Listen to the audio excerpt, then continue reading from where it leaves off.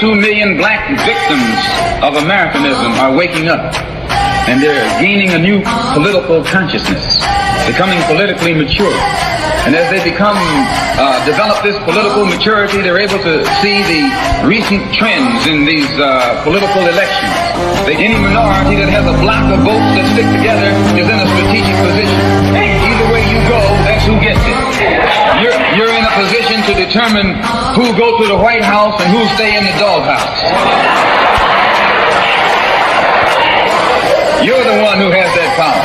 You and I have never seen democracy. All we've seen is hypocrisy.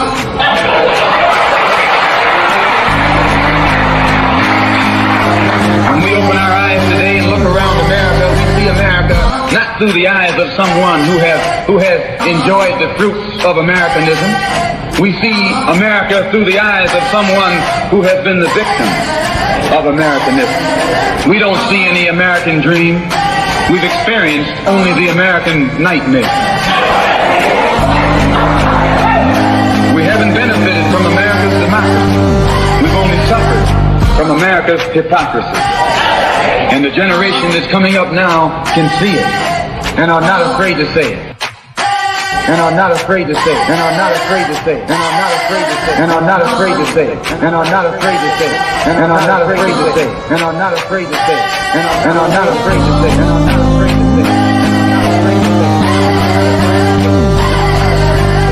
And are not afraid to say it. And are not afraid to say it.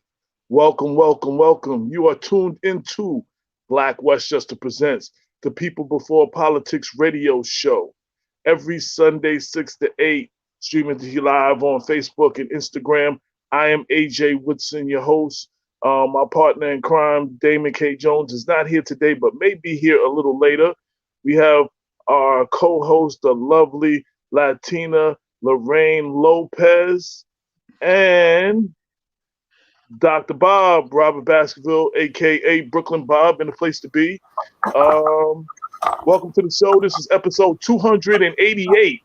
We got a really big show for y'all. Say what's up to the people, y'all. What's up, y'all? Hey, people. Hi. Hey, Dr. Bob. Lorraine, how are you today? Nice to see you. AJ, what's up? I love you, Dr. Bob. So, shout out to Latif. He said, what's up, Dr. Bob? Yes. My man DJ Nestor in Virginia, David Randolph Holder, everybody that's tuned in. Yo, so let me just real quick break it down. So I know you could not help but see the advertisement because I've been blasting the internet. We have a very special guest coming on later in the show. He is former FBI agent Frank Figliuzzi. He has a new book out. He with the movie Judas and the Messiah out right now, he is going to we're going to discuss the FBI and the Black Panthers. You know what I'm saying? We're going to have an in-depth conversation and talk about all that. But before we get into that, I have my first guest. He is a Black author. His name is Derek M. Guess. And we're going to bring him in right now. What's going on, my brother? How are you? How are you? Good evening. I'm good. Top of the evening to you. I'm good. And let me first say, so, a little housekeeping, a little rearranging. We rescheduled. My brother was originally on to get a full-fledged interview today. But since we had the FBI agent thing come on and the thing with the movie and everything and that timely, we're going to do a little snippet of him today. We're going to introduce y'all to him, and we're going to bring him back next week when we give him the proper attention. But right now, you got a book out right now. Yeah. Tell everybody about the book, the name of the book, about the book, and all that. Well, the name of the book is Opportunity Knock Next Door, My American Dream, Becoming a Successful Man. And as you said, my name is Derek M. Guess. And it's basically a book about an underdog story. It's a memoir about my life growing up in the South Bronx. Talking about, my upbringing. My father was an alcoholic. My mom, who was a very religious person, but also hardworking. My father was also hardworking as well, but growing up in the era of the crack epidemic, violence, growth of hip hop, basically molded me into who I am today. No doubt, no doubt. Now, I didn't want to interrupt you, but every time somebody say South Bronx, I would say South Bronx, South Bronx. I want to interrupt your flow real quick. So that's right. I held back a little bit, but I still had to get that out though. So you from the South Bronx. You currently live in Yonkers. I currently live in Yonkers. Right? Yes, that's correct. I said that because Lorraine is from Yonkers. That's why I said that, so she can rep like she. Exactly. She holds Yonkers down. Why in the house? That's right. That's right. And it's a stone throw away. She holds Yonkers down. Huh? I said it's a stone throw away from the Bronx. So yeah. Oh, absolutely. So what inspired first off, is this your first book? I don't know. I don't remember if this is your first book. Actually, it's my second book. Okay. First book, my first book was called "If You Build It, You Built It, but They Ain't Coming," right? Which basically was a small business book for small businesses who wanted to, marketing. That's my background. I like that. Yeah, you build it, but they ain't coming. Yeah, but they ain't coming. You remember that Field of Dreams. If you build it, they will come. So that was a kind of a takeoff of that. You built it, but they ain't coming. Right. So it was my first book. And this book, what inspired me is young people. I'm also a teacher. I've taught adults as well as now I teach in public school. And I wanted to inspire those who came from the same places that I came from. South Bronx, poor neighborhood. I was left back twice in school. I had learning disability, still got learning disability, but I was able to overcome those challenges. Now I have 3 degrees. I've traveled the world. I've spoken at multiple conferences. I've been in all kind of newspapers, magazines, and this is not bragging. This is just to say what's possible. If it's possible, if it's possible for me, then it's possible for you. No matter where you come from, what your circumstances are, it's possible. And that's all I wanted to do is put out a book that would inspire somebody like me, who had these challenges and said, man, if Derek could do it, maybe I could do it too. No doubt. Now you share something with my brother, Dr. Bob, who also resides in Yonkers right now. But he is also a teacher. He's a professor at Bronx Community. Am I saying that right? Yeah. Bronx Community College. That's right. That's not too far from where I used to live. I used to live on Clay Avenue. My mom still lives not too far from there. I know you guys are on the west side of the Bronx, but that's not too far from where I live. I went to Taft High School. I actually got kicked out of Taft. I got kicked out of Taft High School. Eventually went to, and that's in the book too. I went to Taft High School and then kicked out of there, and eventually went to City High School where I got my high school diploma. And eventually, I went off into college, got my associates, bachelor's, master's, and was able to kind of build my education, build my professional career up, professional reputation.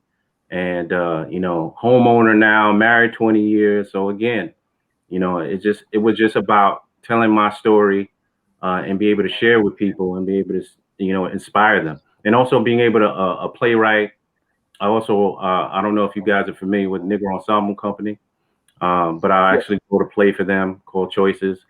Started out interning for them and eventually became a playwright for them. And for those of you who don't know what who the Negro Ensemble Company is, Denzel came through there, Samuel Jackson.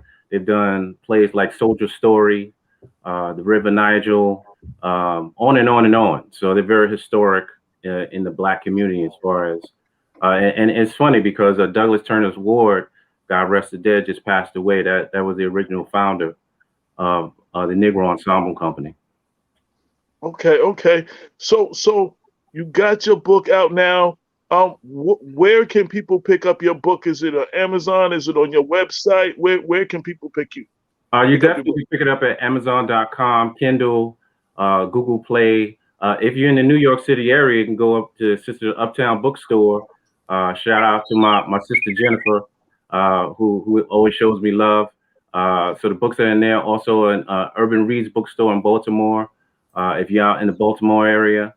So basically, it's pretty easy to either, if you want an ebook or you want a hard copy, you want it, mailed to you.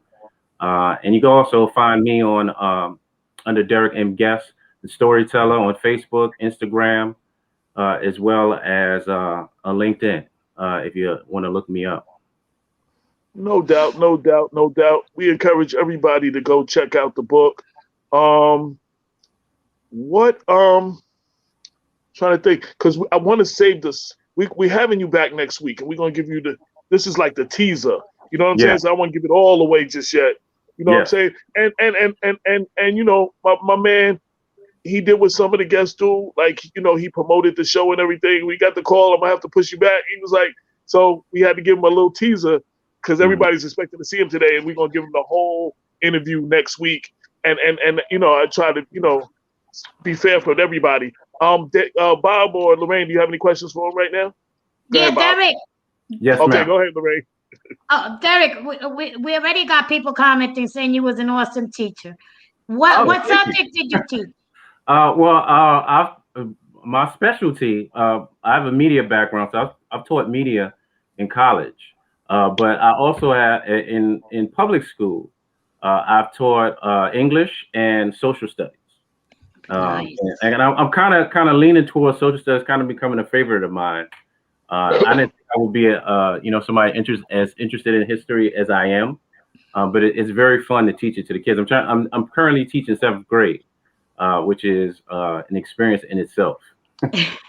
Yeah, Absolutely. I can imagine. Dr. Bob. So Derek, firstly, let me say kudos to you, brother, for being able to write 2 books. I got to tell you, AJ's going to say, you know what? We're waiting for Dr. Bob's first chapter in anything.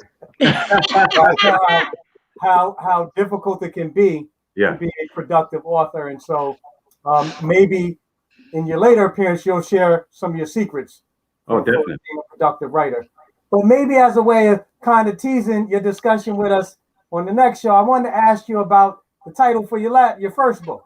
Right. I built it, but they ain't coming. Right. And something tells me that is freighted with a lot of meaning about the nature of some of the challenges that Black businesses by people of color are confronting. And I thought maybe you just share some of those insights, with us as a way of starting this discussion.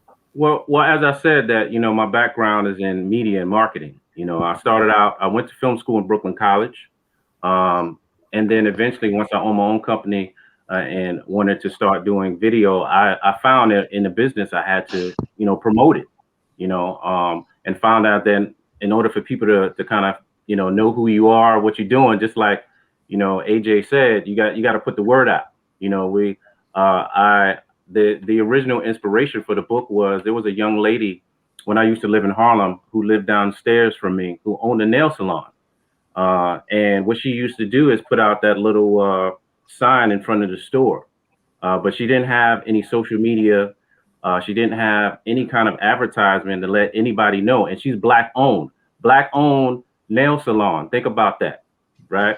Black owned nail salon. Why I want you to think about that is most nail salons, at least in urban areas, are usually not owned by Black people, right?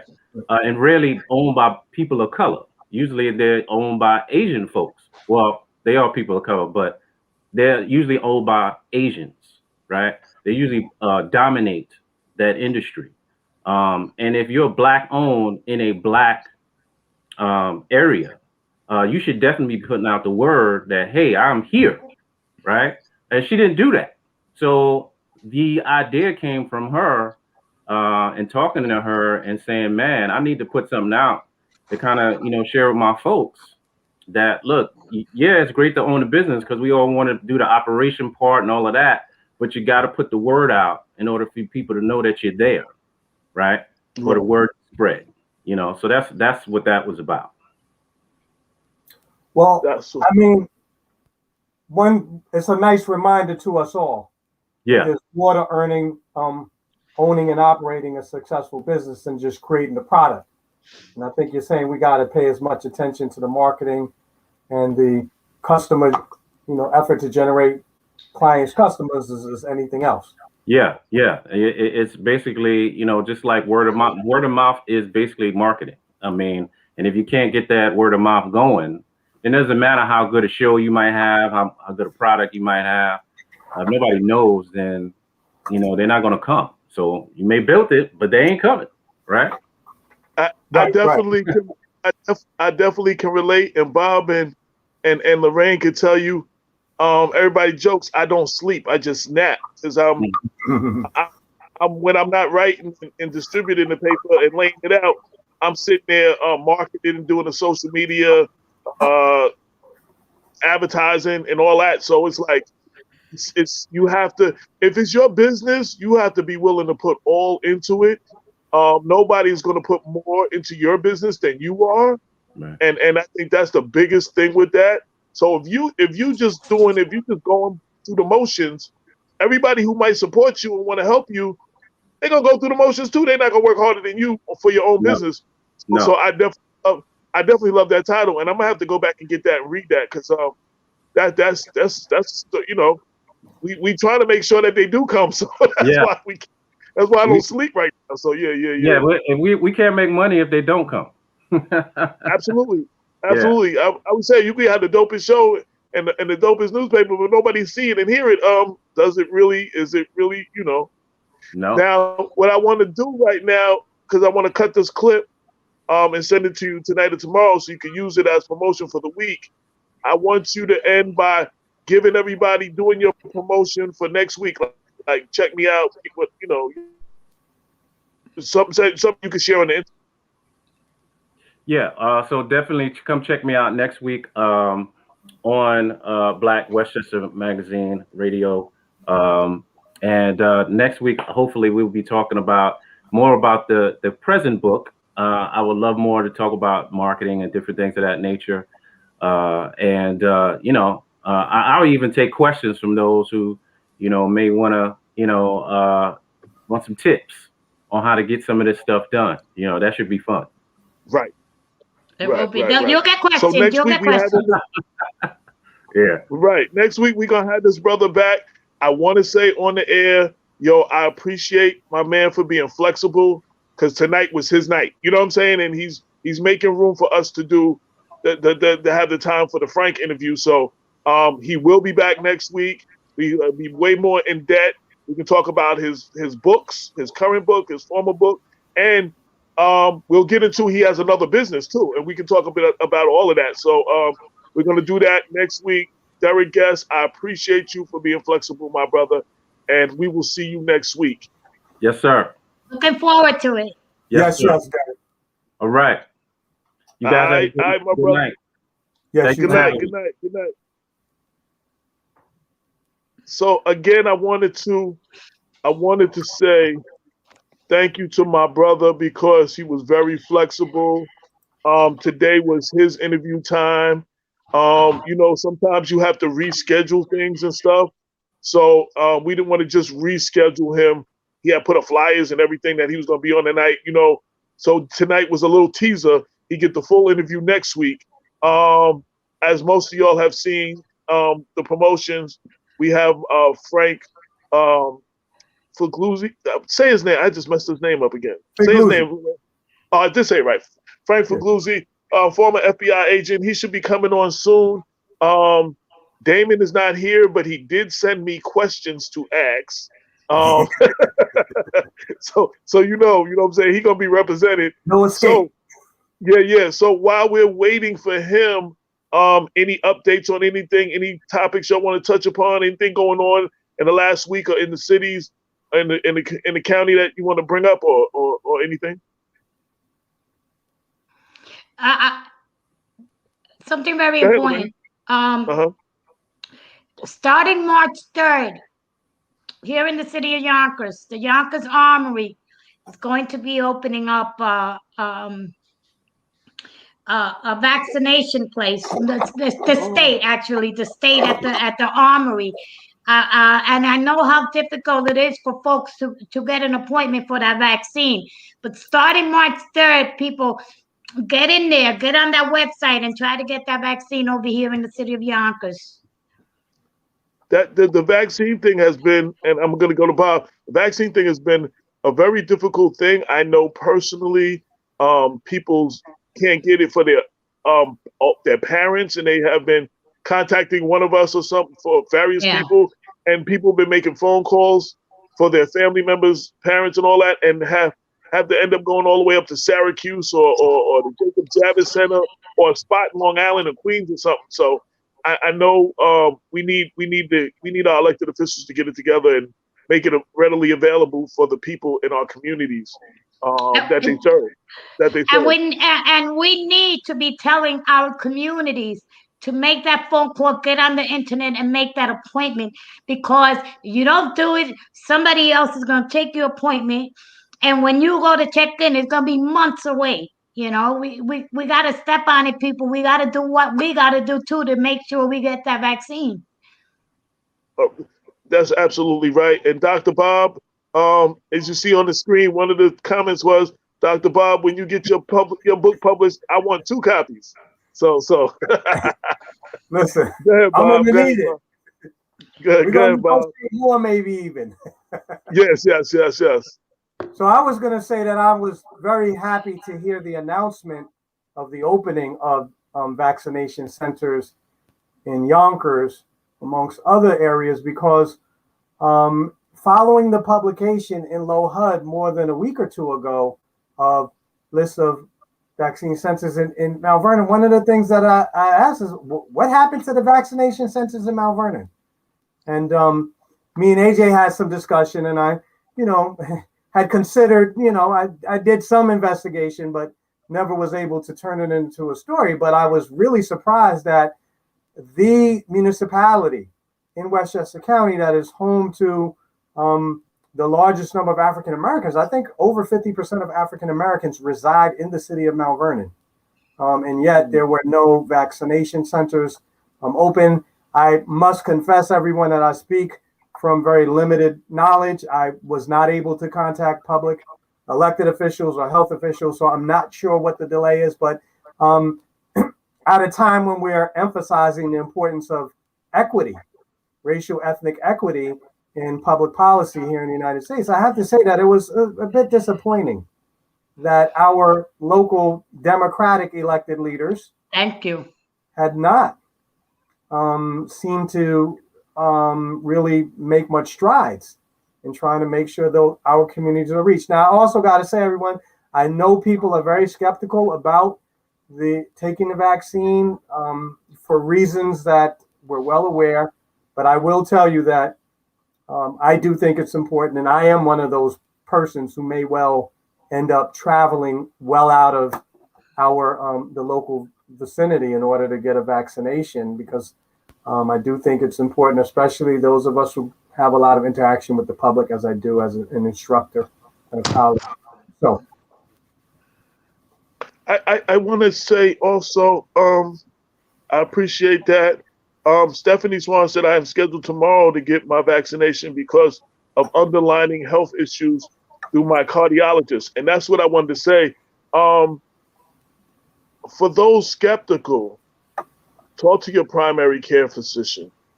You understand what I'm saying? And one of the reasons I say that, because one of the most compelling arguments that I've heard, forget about all the rhetoric, all the propaganda, my doctor told me, I can help you and I can save you from any side effects, but I can't guarantee that I can save you from COVID. And when my doctor said that, it was kind of compelling. Like, you understand what I'm saying? Like, that's an argument that I really can't argue with. So, we need to do a show and everything on it. We need to get do a whole show on it. Yes. And the reason I say that is because our guest is in the house in the green room and about to come on right now. So we're about to go into our guest and get the conversation going that everybody's been waiting for tonight. Welcome to the show, Frank. Hey, AJ, thank you for having me tonight. Hey, thank you. Listen, I am very respectful of people's time. I know you're on MSNBC and all those other places. So the fact that you're here with us, we greatly, greatly, greatly appreciate. My sister, who is a political science major, she watches a lot of the MSNBCs and stuff, and she's only ever told me to tell two people things. Mimi Rocha, when the first time we interviewed her, because she follows Mimi Rocha on MSNBC, and the second person was you. And she says she liked that you're a straight shooter and you tell it like it is. And she told me to make sure that I told you that. So my sister Nicole told me to tell you that. Well, first, I hope your sister's watching tonight. Secondly, I like to be in the company of Mimi Rocha because I respect Mimi as well. And all you said, AJ, was that your sister told you to say something. You didn't say what she told you to say. But I'm a straight shooter. Well, I'm a straight. Yeah, I am a straight shooter. Sometimes that gets me in trouble. We'll see what happens. But she says she appreciates, that's what she likes about you. You always tell it like it is. You always come with the facts. You always tell it like it is. You're a straight shooter, and she really likes that about you. And she said the same thing previously about Mimi as well. So she loved that, So she wanted to make sure that I spoke that. If I didn't say that, I probably wouldn't be able to go to the next family function. So I got you. I'm glad we still have families who can have functions and speak to each other these days. The polarization is out of control and so disturbing. But I'm really thrilled that I could join you in Westchester because we haven't talked before this, but I was born in Port Chester, New York. Okay.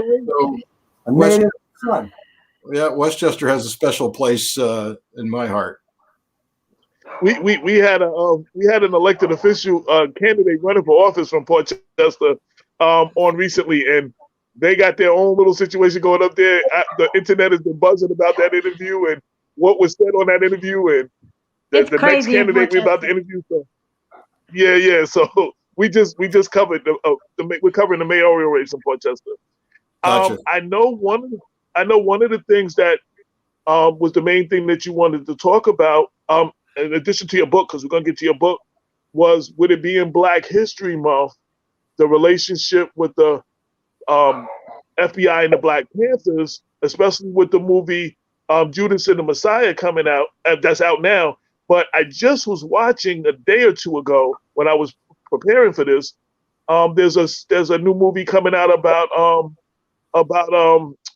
Lady Day, Billie Holiday, and I didn't know that the FBI were trying to silence her for her song "Strange Fruit," the song that she sung, and she wouldn't refuse. She refused to stop singing it, and she had a lot of heat from the FBI. And that movie's Pete Daniels movie coming out, I believe, on Netflix in about a week. So I definitely was, we never hear that side when we hear her story. Lady sings the blues, the song, the drugs, and you never hear that side of her, like the civil rights kind of icon. Like you never hear that. Well, I think our eyes are being opened even daily now as we speak, as a society, as institutions, and I too will learn as you learn. I'm not entirely familiar with Billie Holiday's history with the FBI, but I think here's the deal for people who think, well, all right, AJ's about to have kind of a history discussion with Frank. Here's my take on this. I want to talk about the history of the Black Panthers and the FBI and writ large the FBI's sordid past when it comes to Black activism and any threat, quote unquote, that they deemed as inappropriate at the time. But I'm here to tell you, this isn't just a history discussion. This is happening now, and there's relevance now to the very similar things we're seeing in the national debate over domestic terrorism. What is terrorism? What is or is not a threat? What do we call what happened on January 6th at the Capitol building? How does that differ in terms of how law enforcement did or did not treat that threat as they would have back in the 60s or 70s? And if you change change skin color. So much of history is relevant to us right now, and we run the risk of repeating some of the sins of the past if we don't educate ourselves, especially during Black History Month. I greatly appreciate that. Going backwards a little bit, I forgot to introduce you to my co-host Lorraine Lopez and Dr. Robert Baskerville. I wanted to definitely introduce you to them. Dr. Bob, Lorraine. Dr. Bob has been doing. Go ahead, Lorraine. Go ahead. Can I just say, Frank, as a former elected official and somebody that's worked in politics for about 30 years now, I just want to tell you that it is an honor to have this conversation with you in Black Westchester, and I really want to thank you for your service to our country. Well, the honor is mine. We need to have more dialogue like this, and it shouldn't just be during Black History Month, right? It should be an ongoing discussion. Right. Frank, Go ahead, Bob. Just also wanted to say, welcome, Frank. It's a pleasure to have you on air. I am a regular viewer of MSNBC's nighttime program, and thankful for your insightful commentary in these trying times that we've had over the past couple of years, especially with the ascent of the Trump administration. Yeah, Dr. Bob, if anybody had told me 5-10 years ago that I would go from kind of a clandestine career in counterintelligence to a national television gig, I would have thought they were crazy. And I also would have asked what in heaven's name has happened to our country that would require that kind of expertise regularly. Well, I definitely thank you for your expertise, because it helps to hear from you and others like you when y'all break things down, other than what the hosts are saying and the information and that you provide us and educate us on the issues. I definitely greatly appreciate that as well. Thank you. So well, first let's you have a book. Let's talk about your book real quick. The FBI Way. I've only got through a couple of chapters. I like it though. What I loved was it showed the type of person that you are when you was ready to get rid of somebody who, I guess they had lied about the amount of times they had picked up their kid from school, and you was talking about how they wouldn't be a credible witness, and you were ready. I don't know, I forgot if you were ready to fire them or they got suspended, but there was a big to-do, and you were staying firm on that, and that shows, we always say that we wish that our good law enforcement would do something about those who are, misappropriate, misconduct or doing wrong. And that was such a small issue that would be easy to turn your head to, but you was not ready to let that go. And I found that very interesting in the book. Well, I find it interesting you singled that out, because really what you've hit on is kind of the core of the book, which is that in any endeavor, leadership, whether you're leading a Fortune 100 company or a classroom or a community organization, it comes down to values-based leadership. And more than ever before, our law enforcement agencies, our institutions, they've got to look inward first at their core values and their code of conduct, or they can't credibly enforce the law or lead us if they don't have their own house in order. So my book basically says this for your viewers, your listeners tonight. It's not a book that says the FBI is perfect, far from it. And I'm sure we're going to talk about that tonight. But rather, it's a book that says, you know what? For 4 years, you've heard the FBI bashed by the past president. But I'm here to tell you, having spent 25 years in that organization, that when the stakes are the highest, when the stress is incredible, life and death sometimes, it's worth looking at an organization that deals with that stress every single day, because you might be able to glean something for your own leadership journey. And the book says you don't have to spend 25 years inside the FBI, as I did, to learn those leadership lessons. I've distilled them down into something I call the 7 P's. We call the book The FBI Way. And you might be able to pick up some real leadership based on value preservation. How does the FBI protect its core values while it protects the nation's core values? That's the message of the book. And the reason I gravitated to that and I brought that up, not knowing you personally, and some may have got the impression you might only be on here to promote your book. Like, only because it's Black History. You were talking about some of the things with the Black Panther, but I'm looking forward to this conversation because of that, because it just showed me your integrity. And now I know you will speak on some of the stuff that we want to talk about with the FBI. You know, that showed your character. Just that one part to me showed me your character. That's why I brought that out. Well, first, I love talking about the book, but really that's not why I'm here. The book is already a national bestseller, and I hope everybody buys it. That's fantastic. But really, you know, there's a chapter in the book, the 7 C's that I refer to. One of the chapters is credibility. That's one of the 7 C's. So I would not be credible if I came on and was not willing to talk about some of the mistakes the Bureau has made in the past, how it relates to today, because my argument in that chapter is credibility is not about being perfect. It's about being passionate about getting it right. And then when you screw up, you come out and you say, we made a mistake, and here's what we're going to do to fix it, and then being accountable for fixing it. Absolutely. Before, Bob, you want to set things off, or you some questions? Yeah, so Frank, I'm in agreement with you that the question of values is absolutely fundamental to the success of any organization. And I wanted to know, could you elaborate just a little bit on some of the additional values in the that are signified by your 7 C's? I know I had an opportunity to read the blurb for the book. I don't recall all the 7 C's. So maybe just to set things up and have a discussion of those areas where the FBI's values are serving them well, and maybe areas where require further improvement. Can you tell us what those 7 C's are? Just a little bit more. Yeah, we'll run real quickly through them, but deliberately I've put them in a certain order because the first chapter, the first C, is called code.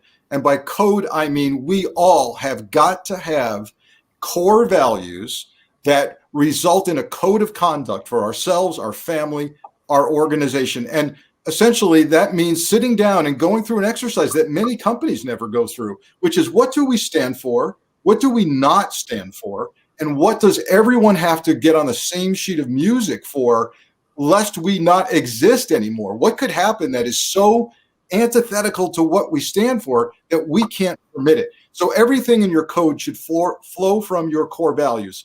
And so many companies say, hey, we've got core values, see them up on the wall, they're on a plaque here. But they don't live them.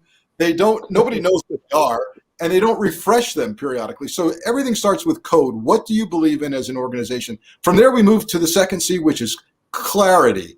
You can't have a code that's on a shelf or in a drawer that nobody knows. In the FBI, every employee is crystal clear as to what the code of conduct is, what the core values are. They can look them up. They know they're responsible for them.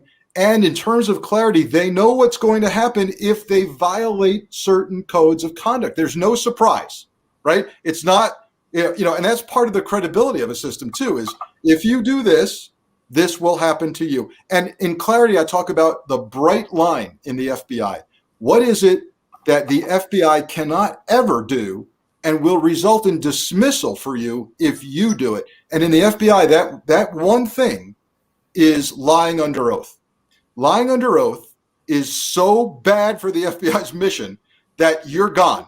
There's no ifs, ands, or buts. You're gone if you lie under oath. Why? Because you're worthless to the organization as testifying in court. You can never testify in court again if you've been found to be lying. So I ask organizations to go through that and ask about their clarity on how they communicated. Then we go to the concept of consequences. If you're going to have a code, you better have consequences. And I talk with police departments all the time, and they go, "Oh yeah, we disciplined this officer for doing this or that." Well, what did you really do? Well, he was suspended for 3 days. He was suspended for 3 days. Is that a consequence, really? Is that something that messages that something went horribly wrong?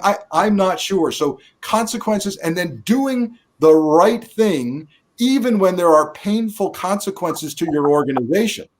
The FBI, and I talk about this in the book, it's very easy to preach to the choir, but converting the agnostic is painful. and painstaking.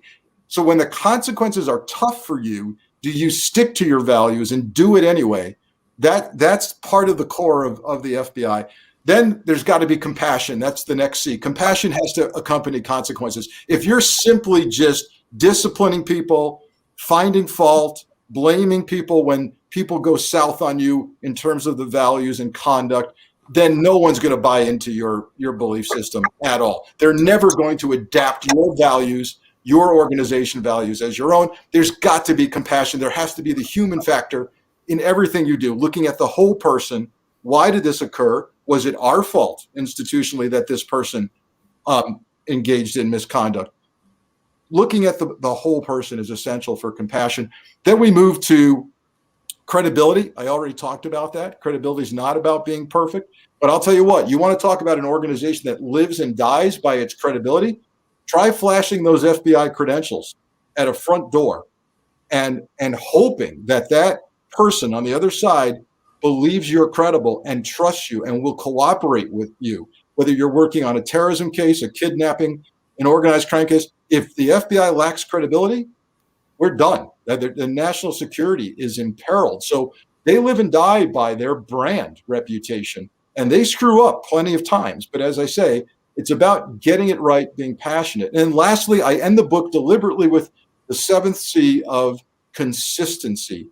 And by that, I mean, we're going through something right now as a country. We are. And many people ask me, even in the supermarket, Frank, how are we going to get through this as a country? And I say, we've got to cling to what got us here. Our democratic values of rule of law, constitution, 3 equal branches of government. Now is not the time during a crisis to abandon things. It's to be consistent with what got you here. And I talk about that in the FBI career. The FBI every day is unprecedented threat and risk, something you've never seen happen before. We have a crisis a week in the FBI, and they don't abandon their principles or their practices. They cling to them to get through it. And I talk about that, even as I talk about having led the anthrax investigation in Boca Raton, Florida. First time in history somebody had been murdered with anthrax. We could have thrown up our hands and said, we don't know what to do, but we clung to our practices to get through that. I missed perhaps the most important C of all, and that's conservancy. And I want to talk about conservancy because it essentially means that protecting what matters to you is a team sport. What matters to your country is a team sport. Those people who broke into the Capitol on January 6th, they were not conservators of our core values. They didn't see it as a team sport. They went off the page and did their own thing. And we've got to start realizing we're in this together, or we're going to lose this fragile experiment called democracy. Go ahead, Bob. Yeah. So, Frank, I really appreciate the important stress that you place on both the connection between consequences and credibility for an organization's public reputation. And I've got to be honest, man. I was very sympathetic and persuaded by much of the evidence that made it into the public record about the real serious threat that the Trump administration and the president's closest aides pose to American national security. However, as you well know, Frank, the FBI has really its reputation has taken a beating precisely because of the well-documented failures of the FBI to follow some of the most stringent protocols when it comes to the use of the extraordinary power that your agency has, former agency has, the National Security Establishment has, specifically with the electronic surveillance of American citizens. There is no value higher than personal liberty in the United States, shouldn't. Well, this one should be. But repeatedly, we have seen failures. I need not rehash them all. But of course, the findings of the FISA court that the applications to surveil Carter Page did not live up to snuff. The finding of General Inspector Horowitz about the 17 serious errors, I believe, in the FISA application were enough. But, I was surprised just to hear earlier this week, another federal judge who had taken the FBI to task, for an investigation that was conducted, I believe, against a foreign business person, if I'm not mistaken. I don't remember the country of origin, and the withholding of information that was vital to the defense. And, in light of, and I don't know the case, so you'll forgive me. I'm sure you heard of it. I'll see if I could fish it out. But in light of these recent developments, I want to know what kind of internal reforms is the FBI making to ensure when agents do violate the agency's protocols that they will suffer appropriate consequences that can help to restore the public's confidence that people will not abuse them, and not for political purposes, as is being asserted in the case of the FBI's role in the investigation of the President Trump. All extremely valid questions that I think every American needs to ask, because you are talking about a tremendous amount of power rested within one agency. Let's not forget that the FBI actually wears at least two hats. It is both a law enforcement organization with the power of arrest, the power to deny someone their freedom, their liberty, as you say, but it's also a part of the intelligence community. It is an intelligence agency as well. And increasingly, that's what's on the front pages these days in terms of the national security mandate, counterterrorism, counterintelligence. So the stakes are very high, and the tolerance level for mistakes should be very, very low. We should demand the most from the men and women who have to protect us and have the rights to deny us our liberties and even our freedoms and our free speech sometimes, if they're in fact incarcerating us. All right, so the book, if you dive deeply into the book, it goes into the layers of personal, professional accountability that exist within the organization, and that frankly have kept it from having systemic corruption, thank God, because of how harsh they are on themselves and how quickly you can get dismissed or severely suspended, financially severely, if you violate the rules. And the oversight that exists, not just the FBI policing itself, but rather, as you referenced, the Department of Justice, the parent organization, has its own inspector general that at any moment can come in and say, I want that case. So, for example, when I was leading a unit in the Office of Professional Responsibility, essentially the internal affairs folks at FBI, my inbox was subject to review every single day. All the allegations I was getting about internal misconduct, the IG across the street at DOJ could come in. They had a desk in my office, and they could come in and look through my inbox and go, that one is ours. We want that one. And so there's that. And then don't forget the ultimate oversight by the House and the Senate and various committees, Judiciary, Intelligence, Oversight, Homeland Security, and on and on. So the FBI has to answer to the American people. And I'm very, I don't want to say proud, because boy, the moment you say you're proud, something horrible is going to happen. But we do need to look at the FBI as never having had systemic corruption in the organization, and look at why that happens.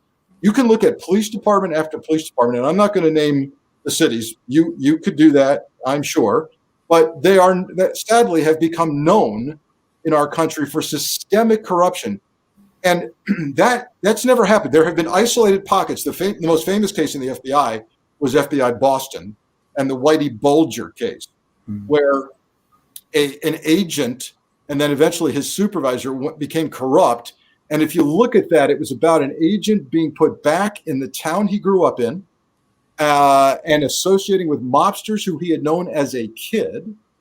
And that just getting out of control. But it's also a lesson in an agent who the ends justified the means. In other words, if I can keep scoring arrest, but I'm looking the other way while my informant, Whitey Bulger, is killing people, then that's okay, because I'm still arresting bad people based on his information, right? So there's only been isolated pockets of that, and it's because of the strength of the FBI's accountability that doesn't happen on a larger level.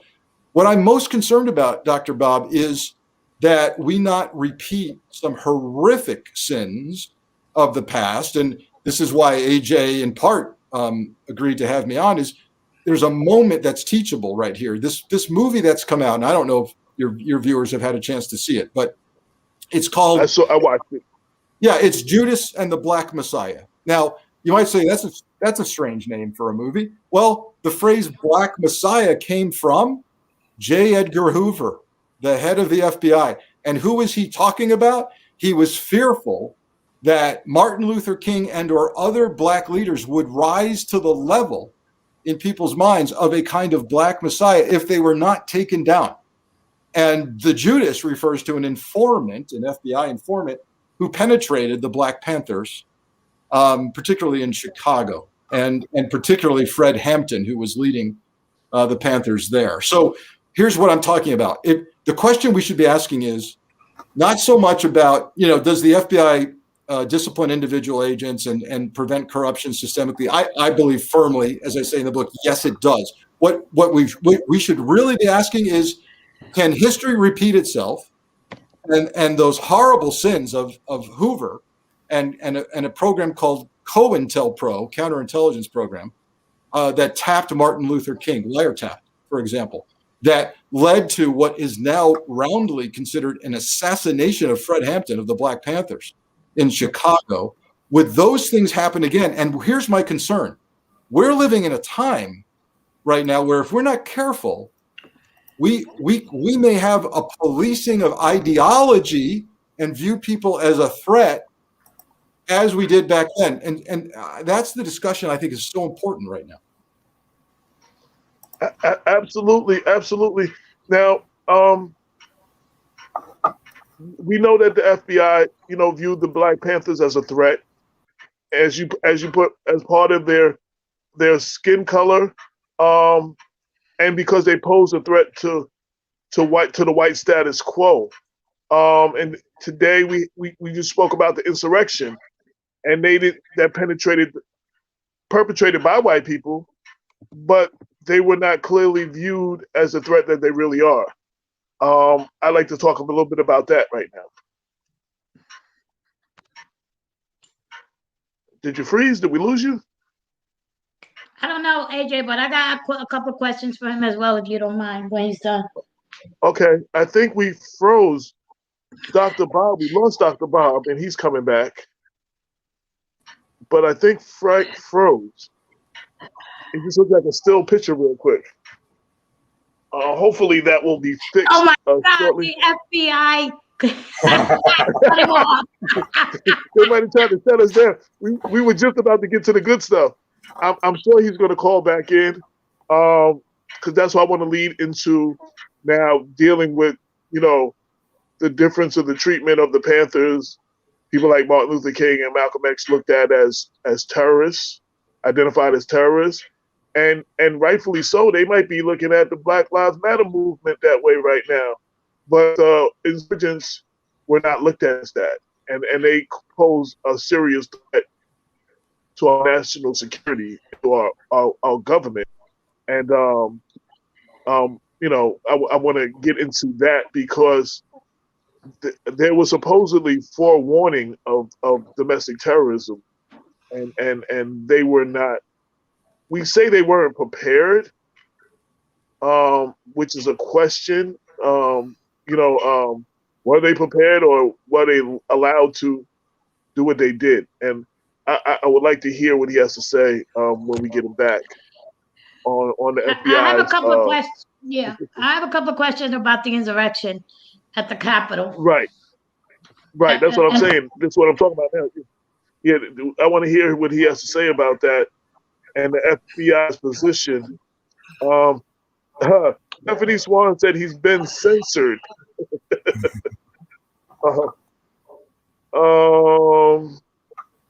So let me a couple of the while we're waiting, couple of the shout out to John Morrison, Jamie Pessin, Carlton Dozier, Bedford Dozier, Sandon Barnaby, Stephanie Swan, Aleda Castillo, Tyrone, T Money, Kelsey, T Money from Yo MTV Raps, T Money, Tracy, Gardner, Dr. Tracy, he's not back yet. Jeff Monroe, who said he forgot one C among American core values, colonialism. How does he feel about how does he feel about the continued imprisonment of anti-colonial freedom fighters? Oh, he's back. He's back. There you go. Hey, we missed you. We thought the FBI censored you. Oh, yeah. Well, I hope it wasn't a wiretap or something. My apologies. That's what a lot of our. Go ahead. Yeah. Go ahead. AJ, can I ask my question?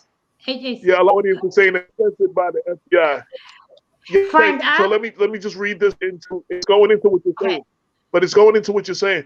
So where we were, and this is in your notes too. The FBI viewed the Black Panthers as a threat, in part because of their skin color and the threat they pose to the white status quo. Today, we had an insurrection perpetrated by white people who clearly were not viewed as the threat they really are. Now we must not let history repeat itself with the Black Panthers in the larger COINTEL program of the FBI ideology was viewed as a threat because of skin color. They were viewed as a threat. But why were they? I've seen coverage that there was a warning of domestic terrorism. Why were we not prepared? What was the breakdown? Why was the FBI not more?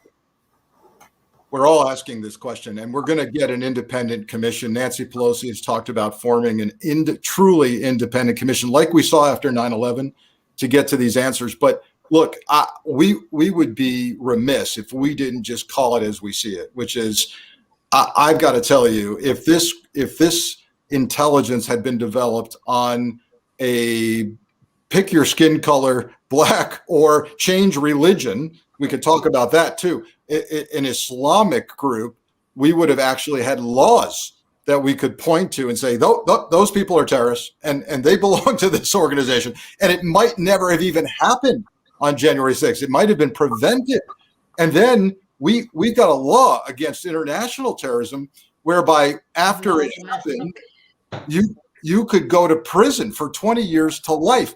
And we don't have that law on the domestic side. I want to talk about that because that's important. But I've got to say that race did have to play an issue in how we viewed the intel as threatening or not. Look at the actions of the police officers. Many of them heroic within the Capitol. Their response, right, to people of the same skin color and not viewing them as the threat that they were. One officer inside that building lost his life, and in part because of not understanding the threat that was coming at them. So, the role of race in police planning, in a security presence, it does sadly play a role. If you look at the violence in our streets across the country over the summer, and you look at the riot gear, the tactical teams, right?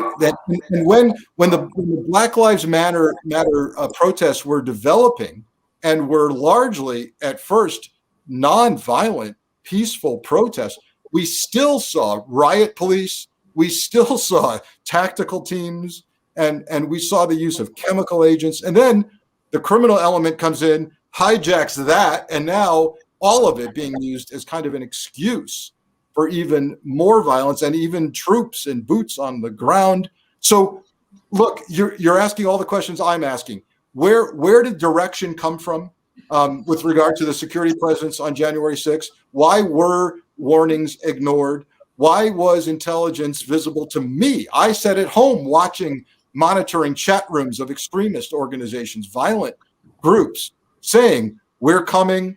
Well, here's how we're going to get there. Here's how we're going to overwhelm the Capitol Police. Imagine that happening back in the 60s and 70s with the Panthers, right? And what would have, all hell would have broken loose if that were happening. So we've got to acknowledge the role of race, but we also have to understand the gap in the law, AJ. And I hope we get a chance to talk about the fact that we saw domestic terrorism take place on January 6th, but we've got no law that addresses it. Well, did another report show white supremacists infiltrating law enforcement on almost every level, and blame some of them being allowed because of that behavior?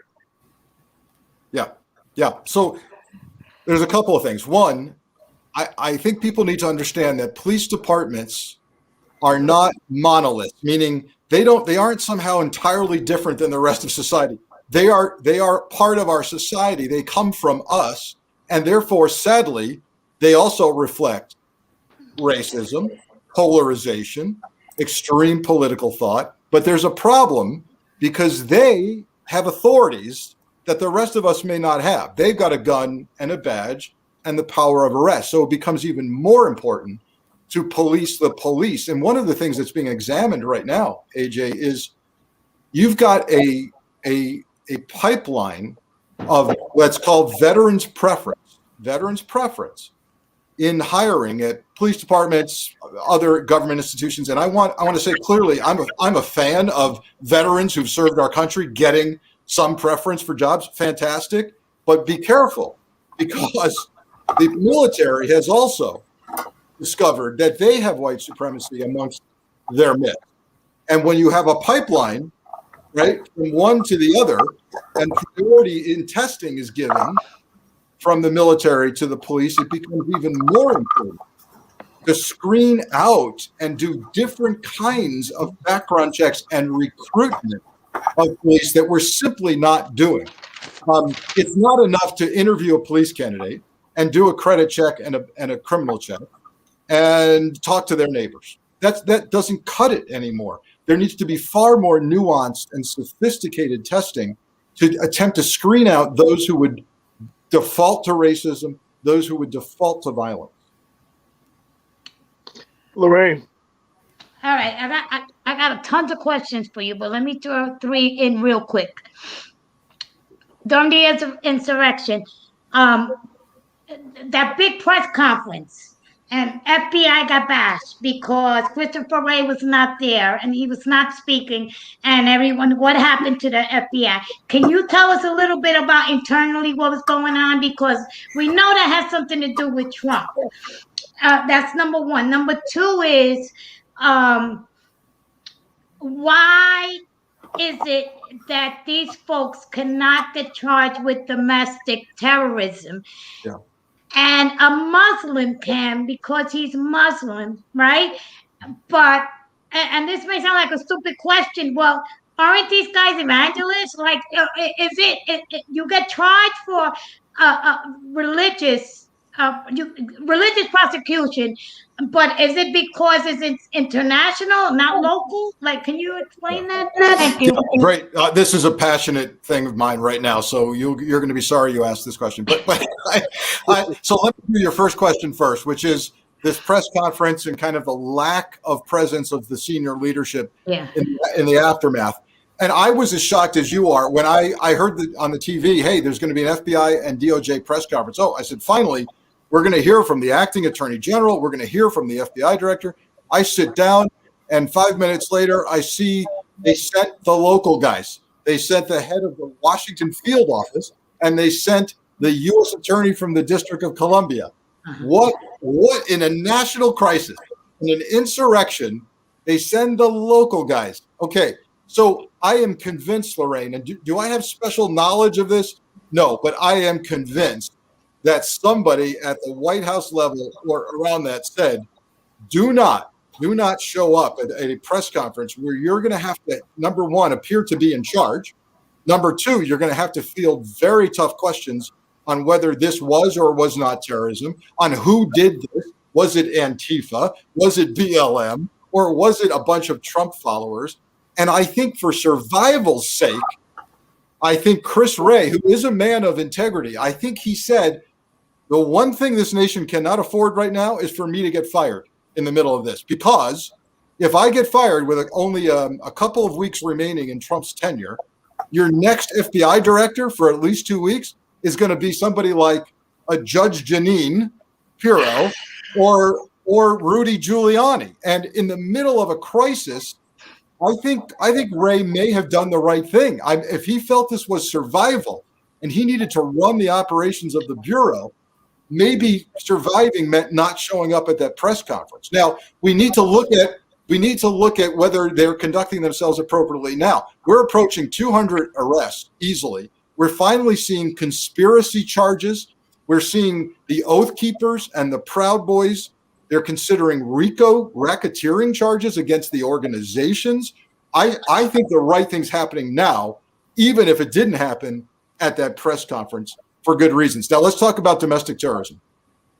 Many people don't even understand.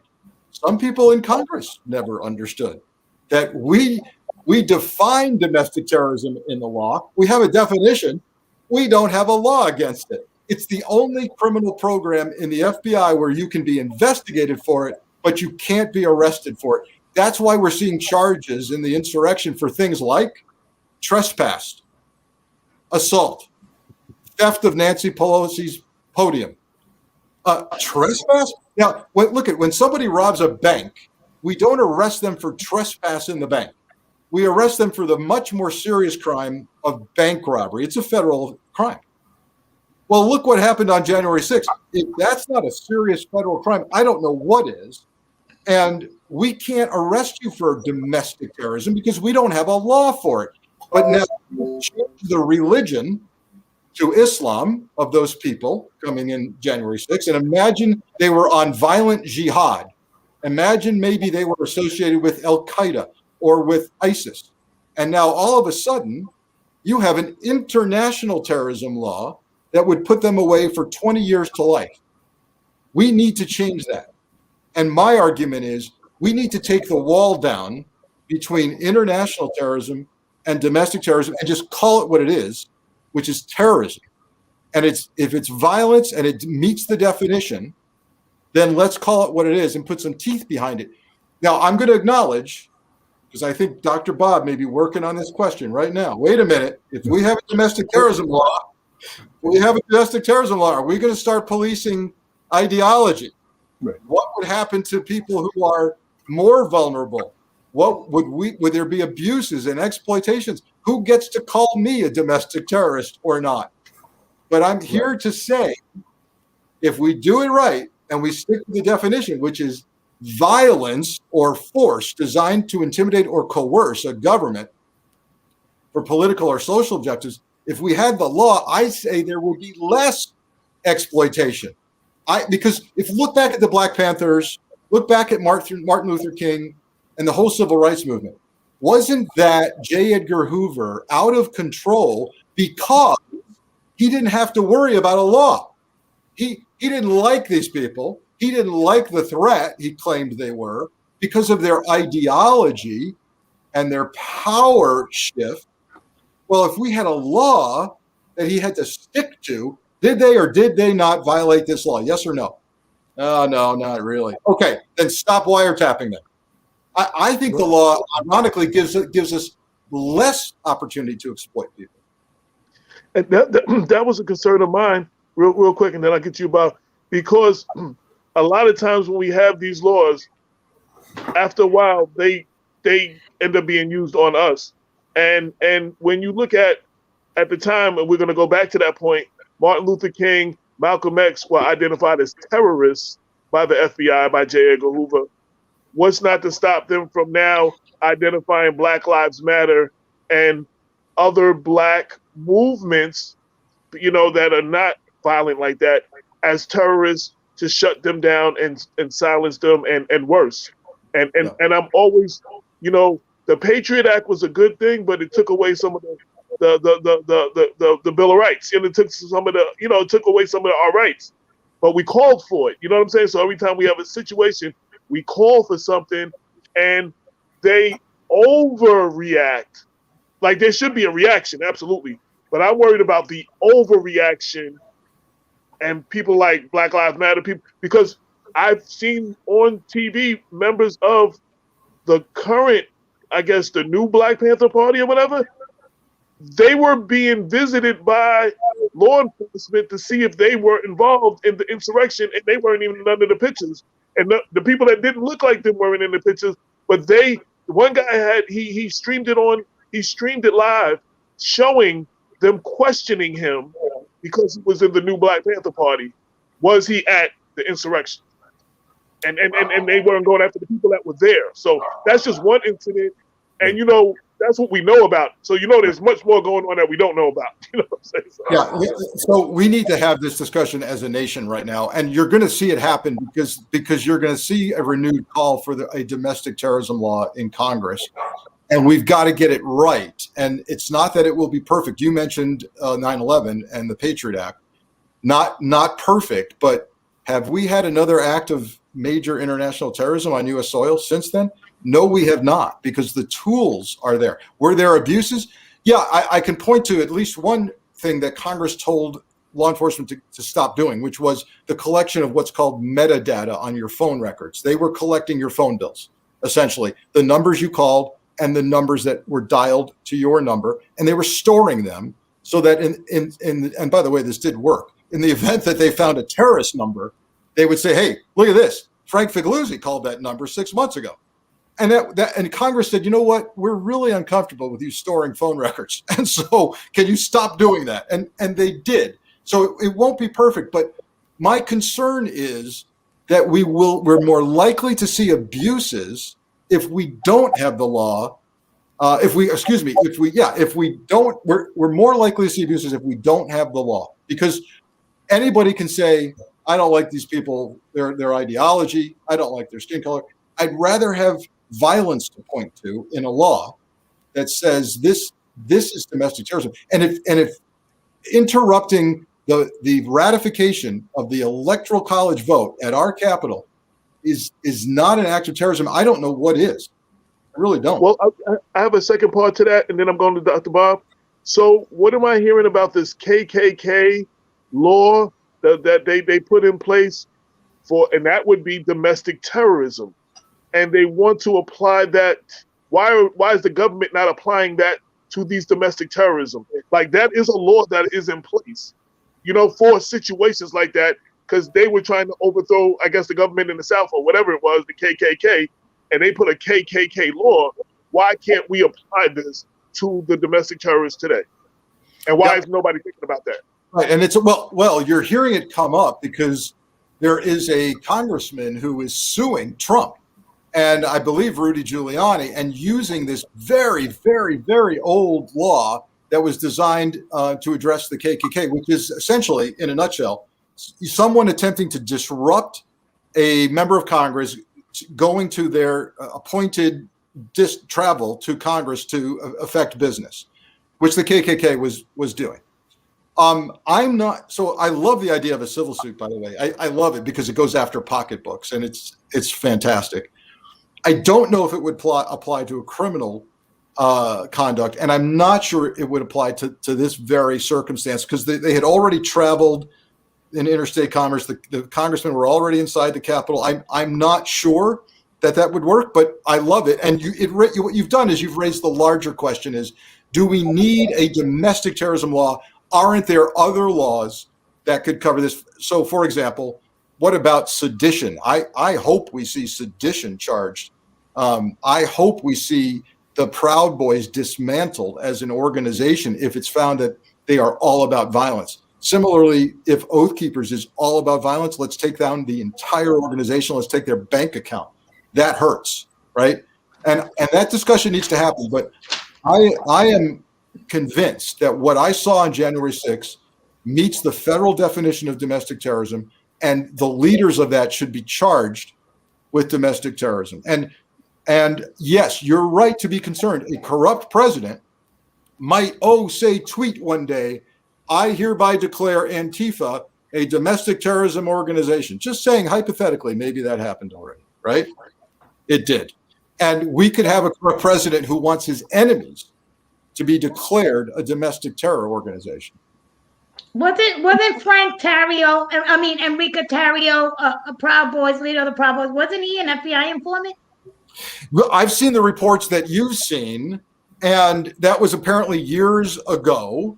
And that doesn't surprise me because I've told people who ask me, hey, just so you know, FBI informants are not Sunday school teachers. That's why they're FBI informants. They get jammed up. They're in the criminal element and they provide information. And so it doesn't surprise me. I don't believe those facts had anything to do with the eventual Proud Boys, but I will tell you this. Here's something that's not widely reported. You know, he got popped by the DC Metro Police when he showed up in DC. And what did he get arrested for? A fairly minor offense of burning a sign. He took a sign off a church, a Black Lives Matter sign. And they popped him immediately for it. You know, that wasn't really the Metro Police. That was the FBI telling the Metro Police, we're on this guy. He's going to cause trouble. You need to take him down now. Wow. So the FBI is on these groups finally and monitoring this. But I believe we're looking at domestic terrorism here. Bob had a couple of questions, and I do want to now go back after that to the Panthers. Like, I wanted to talk about the Panthers in that era. But I wanted to talk about what was going on now and then work our way back. But go ahead, Bob. So I got to say, Frank, that the concerns that people have about the misuse of proposed domestic terrorism laws that would specifically seek to preempt the kind of effort that we saw on January 6th are in fact well placed. In the aftermath of the passage of the last wave of national security laws following the 9/11 bombing, I know that many of the targets of these counterintelligence investigations were specifically groups and individuals that ultimately proved to be rather innocuous. There seemed to be an overstatement of the threat that they actually posed. As I was reflecting on this, without doing any research, what came to mind I thought was the Fort Dix 7 or something like that.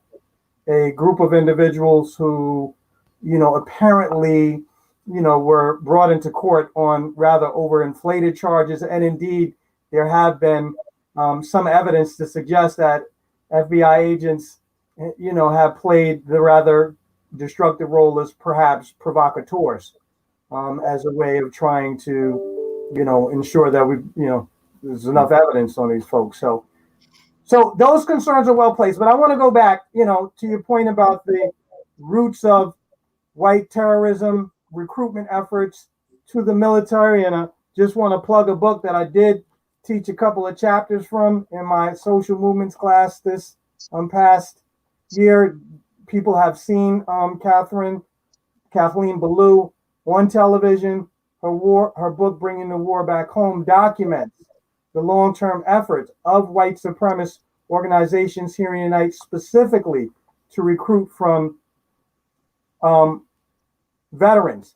Now, thus far, a lot of our discussion has been on the internal impediments within the FBI and our laws, the current laws that we have on the book that prevent us from actually identifying and pursuing white domestic terrorists in particular. But I think really we've missed the broader context here, because there is incontrovertible evidence to suggest that the two parties, and the Republican Party in particular, over the course of the past several decades, has consistently sought to intervene into the security analysis process and sought to suppress the consensual view of our domestic security analysts that, hey, you got these people are threats. I know that I've read reports now for 2 decades at least, and probably starting after Timothy McVeigh's bombing of the Oklahoma building in 1995, as you well know, which really does signal increased threat of white domestic terrorists who have military training. And it's like, you know what? We got to find a way. I think the Church Commission tried to institute some sort of firewall between the political branches and our actual national security apparatus so that they would not intervene. And we're seeing more and more signs that we're not able to get a clear, accurate statement on the threat that white domestic terrorists in particular pose, because you keep on having Republicans going over to Langley and some other national security headquarters to say, hey, tamp down the criticism. You know, how do we address, you know, this overrunning of the traditional firewall? Yeah, we look. You're as you speak, my blood pressure is increasing because everything you're saying is on the money here. We have witnessed over the last 4 years the most severe intervention and interfering with our intelligence professionals than we've ever witnessed in our history. Repeatedly, the intelligence professionals have said to Congress, I mean, even the FBI director, Chris Wray, testified twice on the Hill and said, and by the way, he incurred the wrath of Trump for doing this. He said two things that really got Trump wound up. One was the number one threat we're facing is domestic terrorism. Right. Number two, the subset of that is violent hate groups, white supremacy. And that got Trump starting to talk about firing Chris Wray. The highest ranking whistleblower in the government during the Trump administration was a guy by the name of Brian Murphy, who was the acting undersecretary of intelligence for DHS, Homeland Security. What got him sideways? Why did he have to declare whistleblower status? He was told repeatedly by his bosses at DHS, including Secretary Chad Wolf, stop writing up reports that talk about white supremacy as the threat, and stop talking about Russia helping Trump. I don't want to hear it anymore. And so he had to declare whistleblower status. He had to testify on the Hill as a whistleblower. And I can go on and on. What else did Trump do? He removed the inspectors general, you'll recall, at all of these agencies, one by one, like dominoes. Take out the person who you would go to as a whistleblower to say the truth is being suppressed. My analysis is not getting forward. He took them out one by one, the Pentagon, the DNI. Just take them out. So the suppression of the truth, the twisting of the truth, even the Attorney General of the United States, William Barr, who arguably might be the worst Attorney General we've ever had, came out and was telling law enforcement, I hope you're arresting some right-wingers.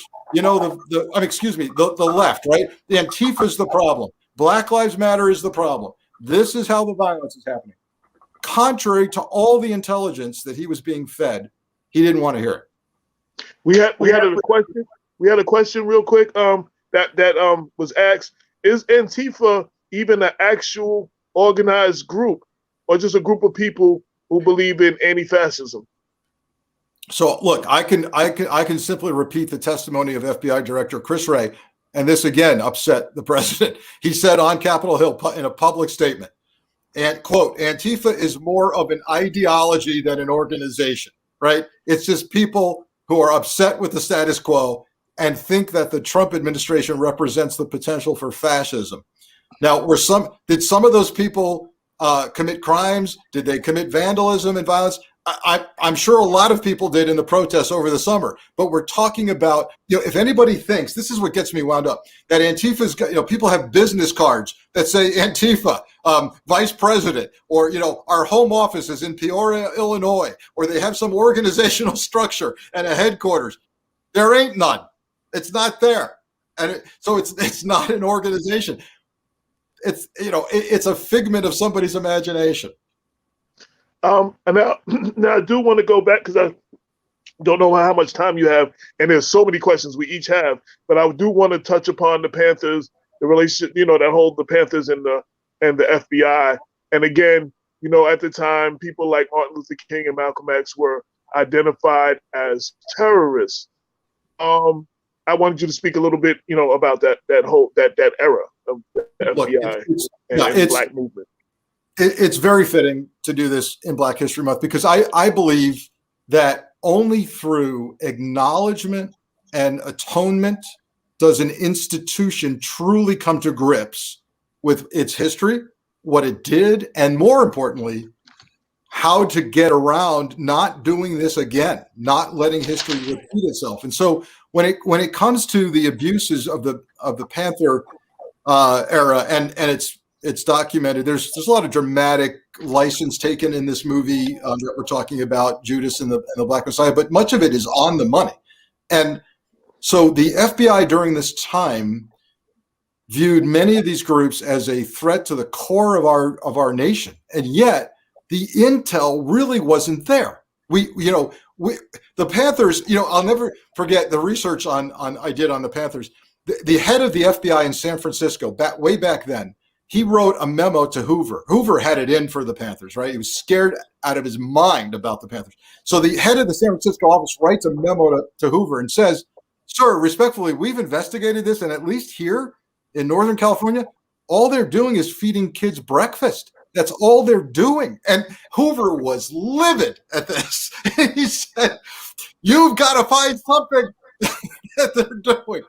And so, you start creating the threat. If there isn't one, you start making sure there is one. Now, did the Panthers kill police officers? Yes, in Chicago they did, but they did it in an environment where they were surrounded. There was an FBI-led operation to destroy them from within.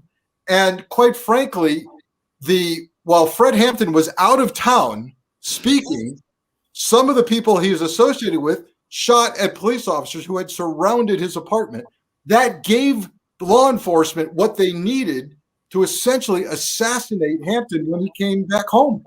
And so law enforcement has to be careful that they don't create the threat themselves by pointing to something that scares them because it's different. Absolutely. Bob, you want to follow up on that? Yeah, Frank, I think in considering the historical context, and it's relevant to the present moment, we have to acknowledge that, in fact, the COINTEL program was just the third in what I'd say, and I think scholars have identified as three successive waves of counterintelligence programs here in the United States that targeted African Americans and others. One of my favorite scholars of the Garvey movement, Robert Hill, published a book called RACON, which is just it's for racial conditions in the United States, and it's actually the FBI field reports from all across the United States during the World War II period, when they're very closely surveilling and monitoring groups that perhaps had anti-war sympathies and were opposed to the entrance of the United States in the Second World War, whatever we might make of it. And even before that, to the Red Scare of the Red Summer of 1919, when you had a wave of racial violence targeting African Americans, and a young J. Edgar Hoover, under the leadership of then, I believe, Attorney General Clarence Mitchell, spearheaded the Palmer raids, which targeted African American radicals and also, I would add, white ethnics, Italians, Germans, Irish, others who were rather sympathetic to communist ideology and led to their deportation. So it seems like the United States, despite now a more than 80-year or so, 100-year history of misguided efforts to suppress domestic dissent, can easily cross the line and begin to label such folks as terrorists. And so what I just felt like I had to say that. Yeah, no, let me so there, I can't take issue with anything you said. I want to the question is how we mitigate the risk of this happening again. And I'll just end with this.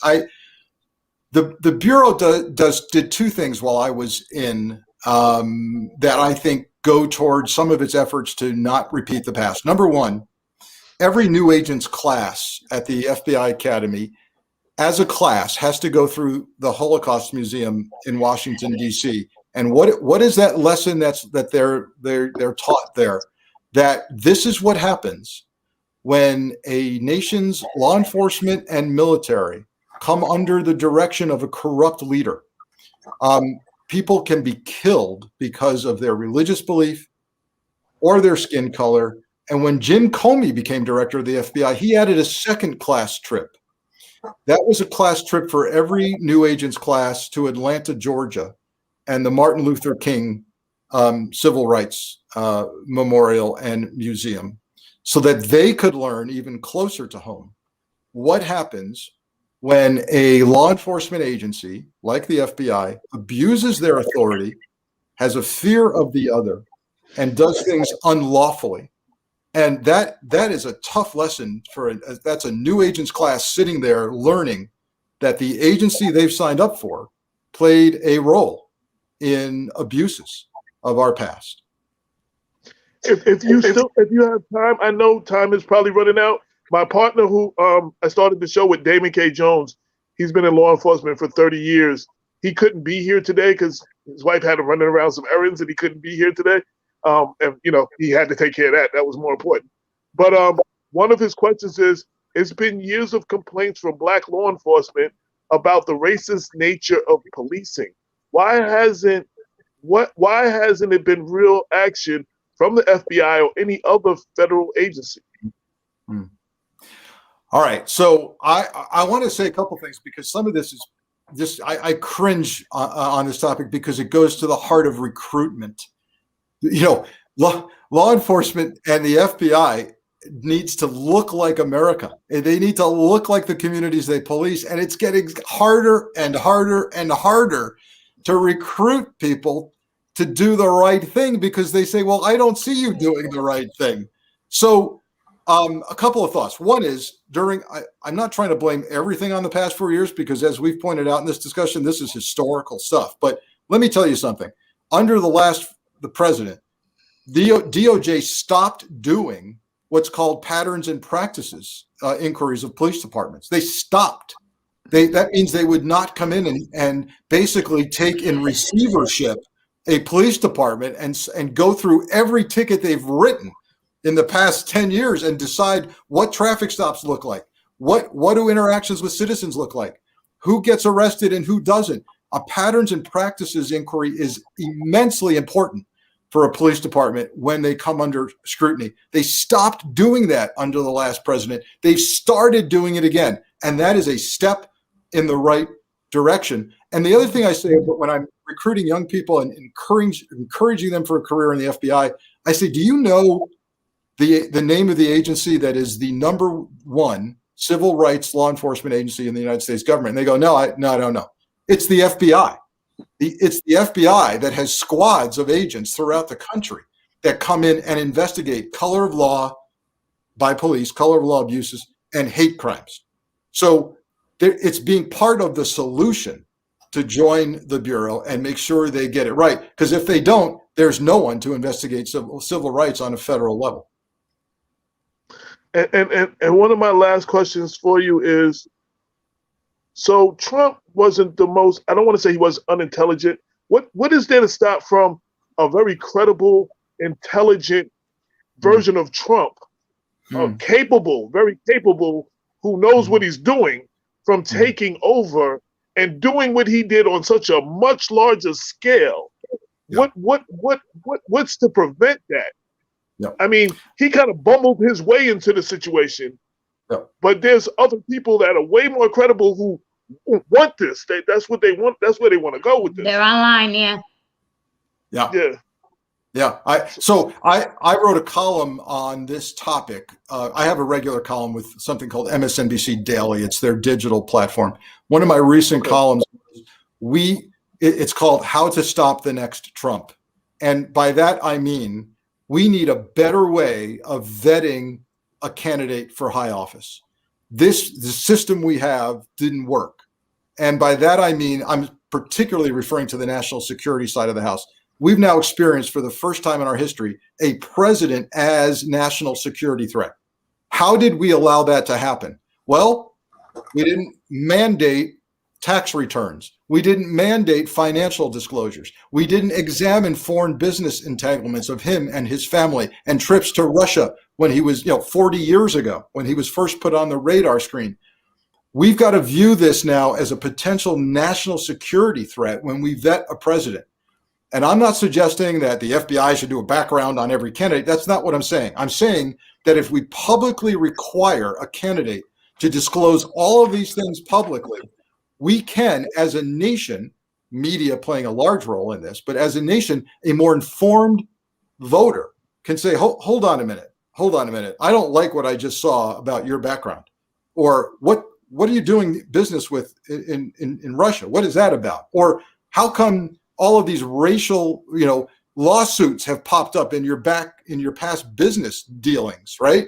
Discrimination lawsuit. That's not vetted enough, and the press has been afraid to go there. And we need to vet our candidates far better than we already do, or we will get another Trump. What is the stop? Have y'all taken steps to, I don't know what steps have been taken to stop another J. Edgar Hoover? Because he was definitely out of control and had stuff on everybody.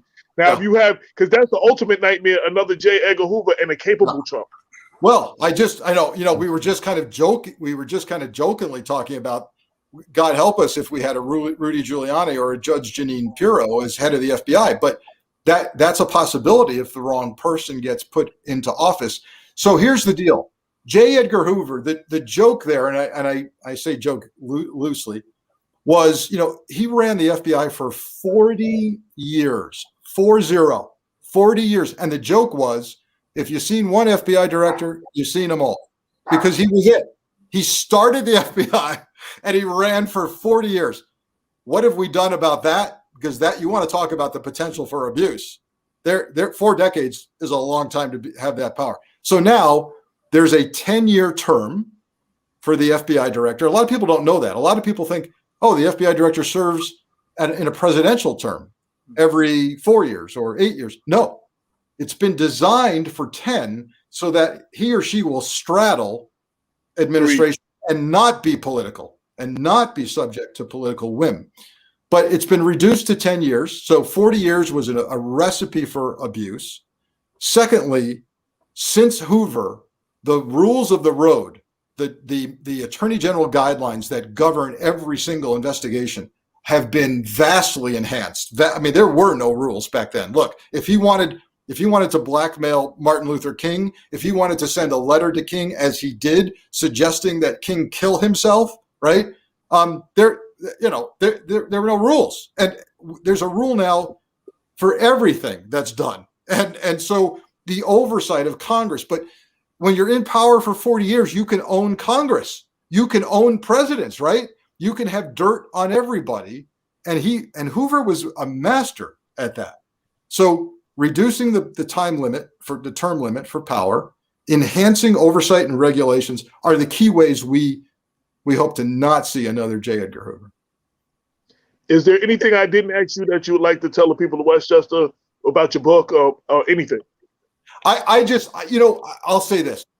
If you've got, the book is designed to be so many things. It could be CEOs are buying it for leadership and all of that. But here's the one thing I'll leave you with. If you've got a young person in your life who is thinking maybe about public service, or maybe the last thing they would think about is an FBI career, get this book for them. Because when I was an 11-year-old kid, I open in my first chapter, I say this. When I was an 11-year-old kid, growing up, mostly at the time when I was 11 in Southern Connecticut, I would see the New York news about the FBI busting up the mob and taking down people and using their brain power. And I said, I'm going to write to the head of the FBI in Connecticut and tell him I want to be an FBI agent. And my God, he wrote back to me at age 11. And that meant a lot to me. And I just hope, if nothing else happens with this book, that some young person might be motivated to think about a career at the FBI, or at least public service. That's it. I definitely. Wait, definitely, AJ, let me just. Okay, last question is because all right. This is a quick yes or no question. Should President Trump get security briefings? I wrote another column on this. Absolutely not. But I go a step further, Lorraine. I say it's not just Trump. I don't see why we would give a former president, any former president, a security clearance and briefings for life. There's no need to do that. If you need to brief a former president or get their input, you can give them a temporary clearance and briefing at that moment. This practice needs to end because of national security. Thank you. Thanks for having me. I want to thank you for your time. And thank you for coming. And if you ever decide that you want to talk to the people of Westchester, you're always welcome. Just let us know. And I just want to say thank you. We appreciate this. There was so many more questions the audience and everybody had, but time-wise, we didn't get to probably half of the questions that we wanted to get to. But they can Google him. They can Google him. Yeah, check me out on frankfigliuzzi.com or my Twitter account at frankfigliuzzi1. We'll have to do this again sometime, and hopefully someday in person. Oh, absolutely. Your people know how to reach me. Anytime you want to come back, please let us know. You open door policy. Absolutely. Stay well, everybody. Take care. Absolutely. Yeah, Thank you. So that was the interview everybody was waiting for. I know there was so much more that I wanted to get to that I didn't. I know I'm sure Bob had questions. I know Lorraine has some extra questions. I only got to one of 3 or 4 of Damon's questions, and I only got to a very few of the audience questions. We were given an hour, which we definitely took the liberty of going over. That's why I wanted to be respectful of his time and not continue to ask him questions, because I love him to come back. But I hope, we delivered what we promised, and even if we didn't touch upon everything, everybody would like us to. So, Bob, Lorraine, any comments about the interview, or Frank, or? Go ahead, Bob. Cricket? Okay. Well, I mean, I appreciated his presence. I think it is his voice is one in a much needed conversation.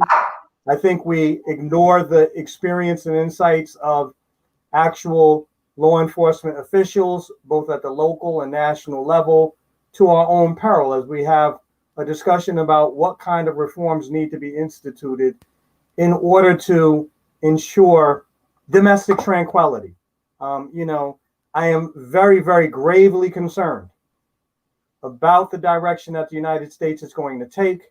I think there is good reason for us to be fearful that the January 6th insurrection does not mark the end, but rather the beginning of a period of racial strife in the United States that we only have recently had an interregnum. One of my fancy words, AJ, a temporary cease. Oh. Right? In our lifetimes, we've been relatively fortunate. We all come of age at the end of the 60s. We see a relative decline in interracial violence here in the United States, but this is the exception and not the rule.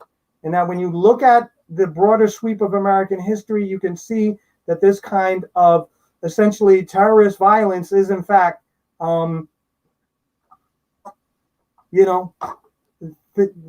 normal. In fact, life is normal. That's the first thing I gotta say. I want to add to this, because I think too often, for a variety of reasons, including the kind of mistrust that knowledge of the FBI's wrongdoing has bred, we look with absolute distrust on the national security apparatus here in the United States. And I've had reason to reconsider at least that absolute mistrust. And the most recent piece of evidence that I think everyone ought to ponder is in thinking about what kind of role the FBI, the Department of Justice, is going to play.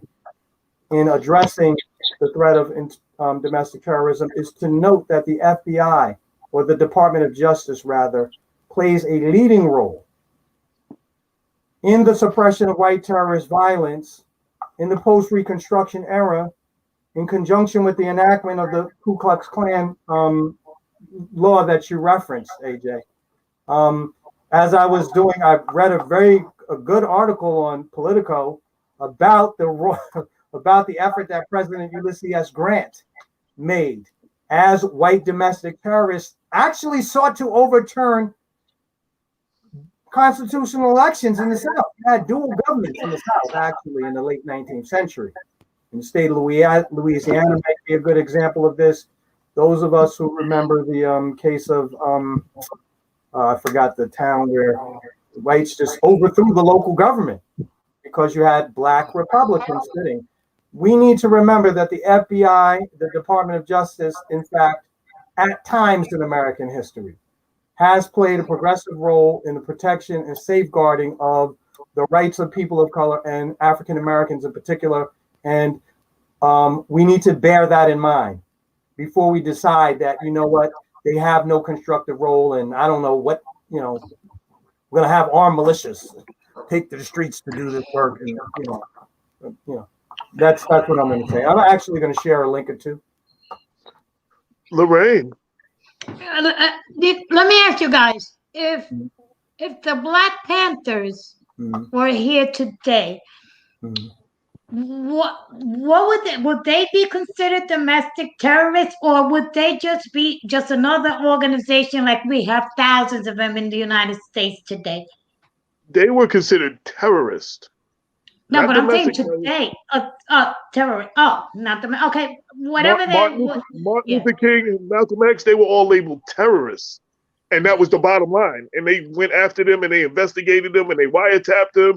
They put in people to incorporate and enter into their their inner circle to. So yeah, they were just terrorists. Okay, so then international, domestic, the word terrorist is just enough. Okay, so they were just like a handful. Now we've got hundreds, if not thousands, of organizations similar to that, right? So does that mean we've come a long way, or what does that mean? Bob? I mean, I'll respond by saying this, Lorraine, and I think we have to acknowledge this, frankly, in any discussion of the history of the Black Panthers. Is that, in the past, the Black Panthers did, for a variety of reasons, make a spectacular show of arms and weaponry in ways that were both to ward off police violence at the local level.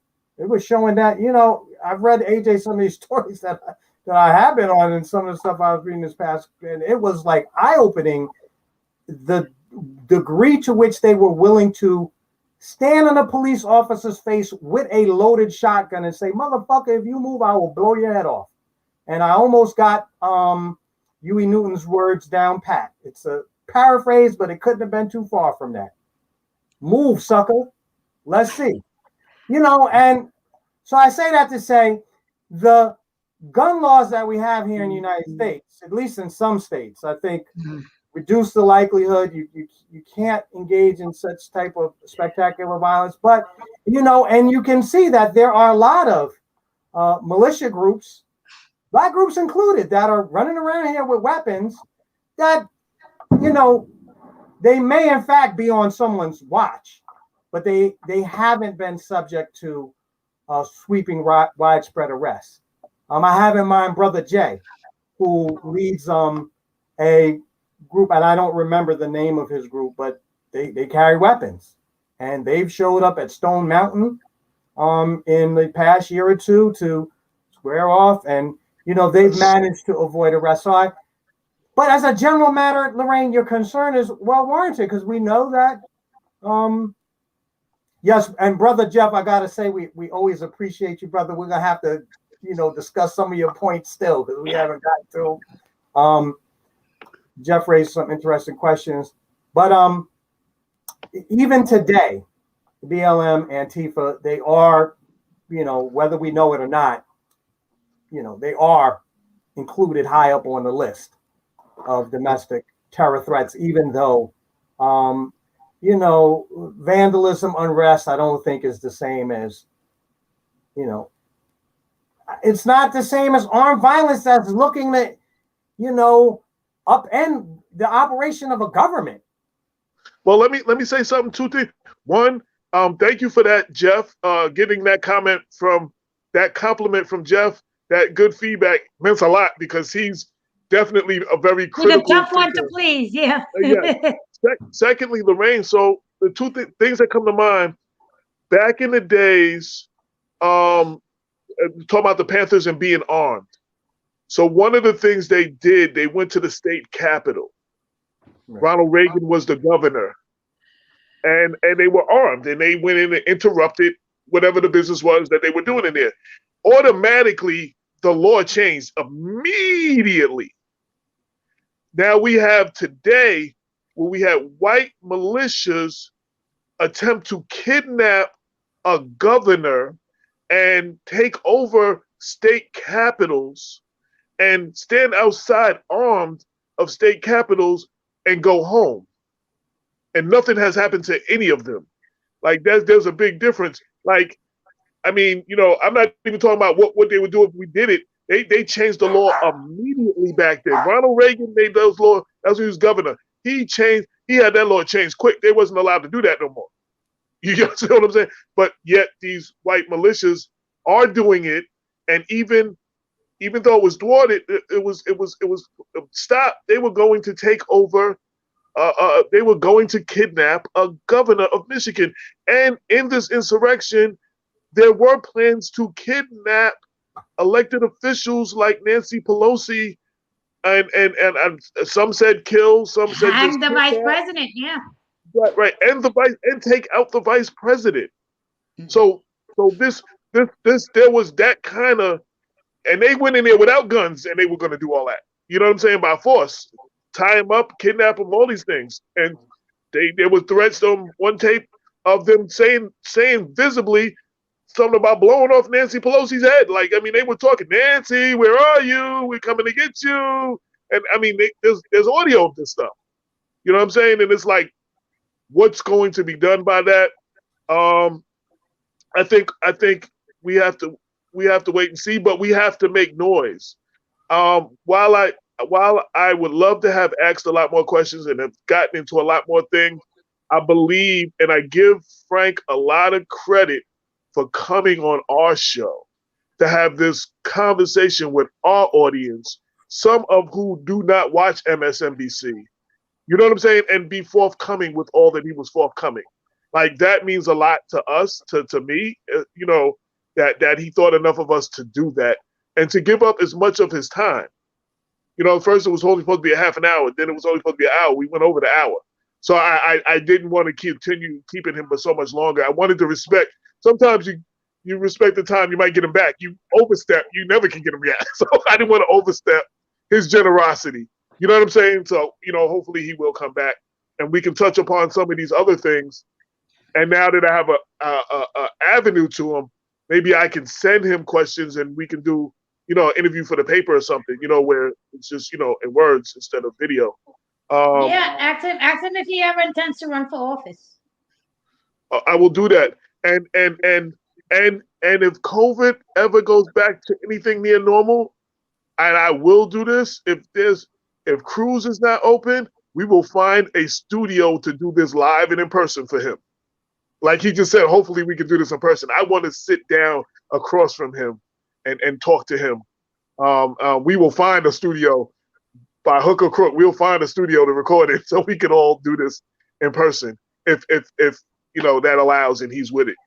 A couple of questions. Stephanie Swan said Frank was very candid and open.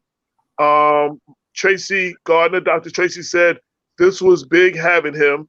John Morrison, brother to brother, he said great show, great guest, great conversation, brother to brother. Jeff, I posted up, said good show, people, have a good night. Dr. Tracy said, what is crazy, Hampton was an adolescent, 21 years old. He was talking about him. Shout to Luis Cherico. Then there was just other comments. Some we read. Some stuff about Rush. Yeah, Jeff had a few questions that we didn't get a chance to get to. So again, I apologize for the ones that we didn't get a chance to, but hopefully, we gave y'all a great show and y'all appreciate it, and we would love to hear from you, the viewers, the readers, the followers, the subscribers, what you thought of the show, and who would you like to see on the show in 2021? I asked that on Facebook, but who would you like to see? And we're not guaranteed we get anybody, but who would you like to see us interview in 2021, going into our 7 years, our 7th year, our 7-year anniversary later in the summer? Go ahead, Bob. I see you rocking back and forth, Bob. Bob got something to say. I was going to say two things, Lorraine, in response to your question. I think Brother Jeff raised an important criteria that we need to bear in mind as we evaluate any new laws that may be proposed to address domestic terrorism. And that is that we've got to find a way to distinguish between legitimate protests that largely takes as a target like private property, and may result in vandalism, as objectionable as many people may find it. And I am one of them. I'm a longtime activist. I think it's counterproductive over the long run. But that's different from intimidation and coercion of elected officials by bearing arms in some of the centers of decision making. You know what? BLM, Occupy Wall Street, even when these things got out of control, they weren't actually threatening the elected officials for whom we cast vote, whether you be a Democrat or Republican or an independent, to actually work through in a systematic way solutions to the challenges that we have. And if we can't have a functioning representative government, then we are all in threat. And I think that's a clear difference. And I find it totally unpersuasive. Those who want to somehow or the other conflate the activities, the BLM, Antifa, largely directed, at public facilities, with what these insurrectionists have been doing, not only on January 6th, but when they've been rallying on the steps of Capitol buildings from Virginia to Michigan and even threatening to kidnap people. It's unacceptable. It should be unacceptable to us because we're the ultimate targets. So absolutely. That's why I brought up, I said, when they make these laws, and yes, his answer about the Patriot Act was a good answer, but some of those things have been, when the terrorist threat was over, some of the things have been applied to deny persons of color their rights under the Patriot Act. And then there was the Patriot Act too, that a lot of people didn't know about. Nicole Benjamin wrote a comment. She would like to have heard about the history of the Second Amendment drafted to keep blacks defenseless and vulnerable with no consequences for openly lynching us. That would have been interesting. But I again, thank you all for tuning in. Thank you, Bob and Lorraine, for being here and contributing to this, and very much sorry that congratulations for putting this together. Kudos to you, bro. You're good. You're good. So proud of you. You did this. Yes, this AJ. is good. This is good, AJ. Thank you. Hopefully this will help attract more people. I want to thank Mimi Roker as well. Frank, and I shared it with y'all. Frank actually promoted the show on his Twitter page, saying that he was excited about coming on here to have this conversation. And then Mimi Roker then retweeted and says, "I know Black Westchester and I know Frank, and this is going to be a great conversation. Y'all need to tune in." So I thank Mimi for sharing it with her audience.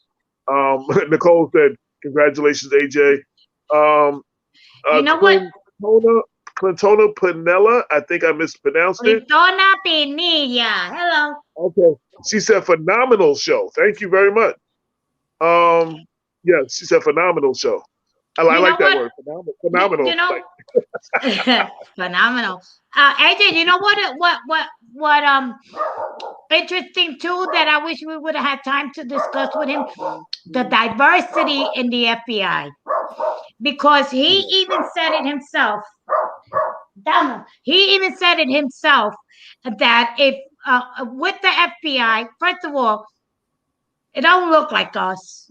They need more females as well as people of color. Wait, hold on. I got Domino. Hold on, my dog is barking. I apologize, guys. But he said it himself. He said, you can't do surveillance. He says, you walk down any block, you see a van with a whole bunch of white men. It's FBI surveillance. Everybody knows that. Everybody knows that. So they really can't even be discreet nowadays. And he talked about, I saw an interview he did. He talked in depth about how important it is to have some diversity in the FBI. And he also discussed how hard it was. He says, it's really hard for a Black man these days to say, yes, I'm going to go and work for the FBI. I don't think it's as hard as some people might think, but it's definitely an issue, It's definitely an issue. We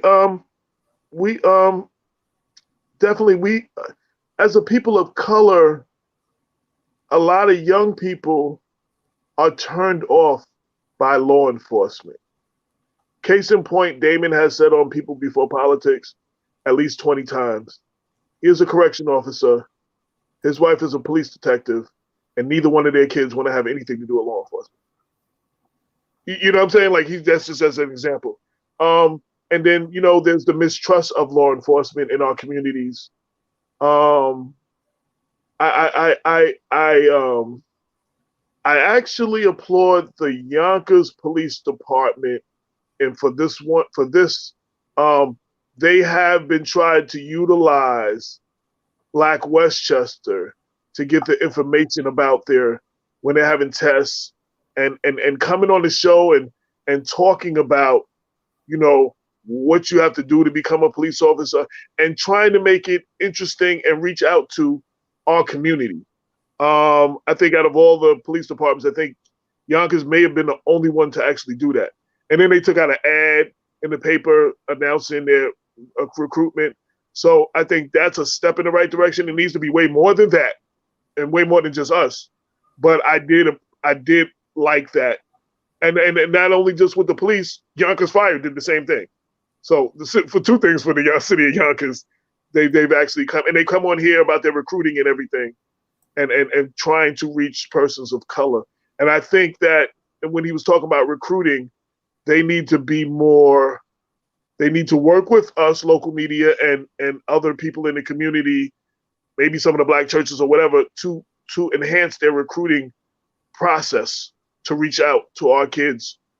To even know, like Damon will tell you, law enforcement, well, for corrections for him, is a very good job. You can make a very good living. You can support your family and buy a house. And Damon has had some really, really nice cars. You know what I'm saying? Like you can do that on a correction officer salary. Yeah, my brother. Yeah, your brother Hector. He has a really nice house. I've been to his house. So you can do that, and a lot of people don't know that these careers are there and that you can do that. So, hopefully this is the beginning of many. Hopefully we will have him back on. Shout out to Sandy Barnaby, and everybody else who's tuned in. Lastly, what was your one takeaway from this interview, or one thing that was accomplished or that was spoken on that you would like to leave people with? One point that maybe you have brought out that would be a perfect thing to go out on. The importance of all of us reflecting on the nature of law enforcement as it relates to American national security going forward if we want to continue to have a democracy. There you go. I can't top that. Like, so ditto. Take a moment, Lorraine. But I think it was also important that the people understood that the FBI knew what was going to happen in the Capitol, and that the FBI, basically the head of the FBI got his head chopped off by Trump and his administration. And it's important for us to realize that, like when you said, AJ, was to stop another Trump, but a more intelligent Trump to come in. If that were to happen, and they can do this to the FBI, and they can do it to all other intelligence agencies, can you imagine what would happen to us? So, I mean, that's a scary thought, and that's something we can never allow to happen again. Absolutely. Wow. Yeah, I just want to thank everyone for tuning in. I'm not going to try to add anything to either one of those. Thank y'all for being here. This has been Black Westchester Presents the People Before Politics radio show, episode 288. Can you believe we are 12 episodes away from our 300th show? 288. We probably would have been closer if I didn't take that big 2 months off. We might actually almost be there, but I needed that time though. I needed that. So, AJ, and Bob always says we need to take. Go ahead. I just want to say happy birthday, Mason. I just wanted to say happy birthday, Mason. Oh, your grandson. Happy birthday to your grandson. Yes, happy birthday to Mason. Thank you. Happy birthday, Mason. Absolutely. Oh, and Bob, we just lost somebody. Was on News 12. I was just getting the reports about. Lawrence Otis Graham. Oh Yes. yes. So I would like to offer my condolences to his family and friends, and to the media. Everybody who knew him through media. I do plan on doing a little write up on him in the next day or two. So I know he's accomplished a lot. I just want to acknowledge him. He will be missed. And that was it. I wanted to make sure to acknowledge him. Wow, thank you. Great job, AJ. Keep on searching for the truth. Great job, AJ. That's what was needed. It was wonderful and needed. So needed. Thank you very much. Very, very much. I appreciate that. Great job, AJ. Thank you. Yes, feel free to let us know what you thought of the show. And again, who would you like to see us interview on here in 2021? Not saying we can definitely get them, but sky's the limit. This is the chance. This is the year to reach for everybody. And as you see, we got Frank on here. Nobody would have, a year ago, 6 months ago, 2 weeks ago, if I told you I was going after him, you probably would have laughed. Like so. I mean, so hopefully this is the beginning of many more important spotlight, pieces, interviews of this magnitude. With that said, put up his book, AJ, real quick. Put up what? Put up Frank's book. Show us Frank's book again. I did that, and yes, and I forgot who asked me. They asked me. John Morrison asked me what was the title. So, John, here you go. This is a copy of Frank's book. I got it's definitely available in audiobook. I also have it on Audible, which I was actually listening to while I was working. So I got through the first 3, almost 4 chapters, like in the last 24 hours. So while I was working, but this is a book. And it's already a bestseller, but definitely go check it out. Buy it for a young person. Yes, that's it. So, with that said, we out. We went over about 11 minutes. We out. You could be doing anything else, but you decided to ride with us, and we greatly appreciate it. This is Black Westchester Presents the People Before Politics radio show every Sunday night, 6 to 8, streaming live on Facebook and YouTube. I almost said Instagram. Facebook and YouTube, and maybe even LinkedIn. I see StreamYard has a LinkedIn link now, so maybe one day they'll get an Instagram. But we be streaming live. Bob, will you get ready to say something in closing? I saw you lift up your hand real quick. I'm messing with my glasses, man. They look okay. my head or something to get them straight on my no face. doubt. Yeah. I was going like this. Like, am I leaning to the side? Am I leaning to the side? Am I leaning to the side? Wait, which way am I supposed to be? This way? This way? Yeah. I was doing a lot of that too. But until next week. Oh, Lorraine, Tuesdays, Super Tuesdays. Who's coming up? If you don't know, I don't know. Super Tuesdays. You're looking kind of deer-like right now, Lorraine. You look like you're in those headlights. I'm not sure. I believe it could be Shanae Williams. That sounds about right. Right? Hope that sounds about right. Hopefully that's who it is. I don't have my calendar in front of me. Sorry. This Tuesday. But tune in Tuesday. Somebody will be here. Tune in Tuesday at 6 p.m. when we do the candidate interviews on our special Super Tuesday editions. Shanae is definitely scheduled to come up soon. The other mayoral candidate in Portchester is scheduled to come up soon. He's for March 9th. Right. I know Mike Cade is scheduled to come up, and it might be on a Sunday, actually. And there's a couple other people scheduled.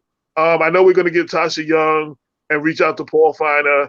And we're trying to go through as many of the elected officials or candidates running in the various offices so that you can what?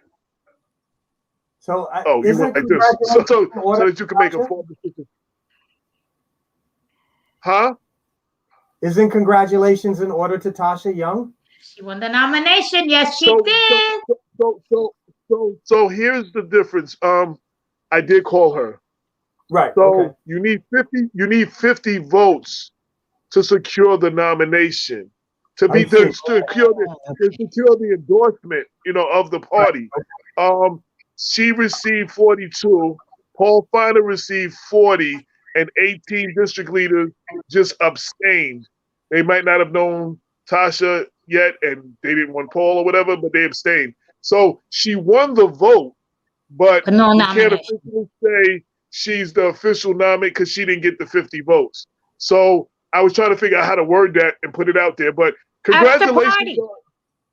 Ask the party how they gonna word it.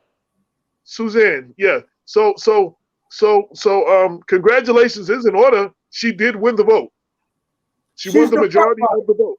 Yeah, she's the front runner as far as that in the Democratic nomination. So shout out to her. But I wanted to be careful with the wording, and I had called her. I had to call her to find, because Damon said no, and then Javon Richard sent me thing, and I think it said that she won, so I had to get the actual clarification, and we talked last night. So congratulations are in order. Tasha Young is challenging Greenberg Superintendent, long-term Greenberg Superintendent Paul Feiner. And she got more votes than him in the Democratic nomination. Now, let me just say, I wish Tasha the best in the whole situation. Paul Feiner made a comment before the nomination when he was being challenged. And I have to say he is correct. He said, competition is good.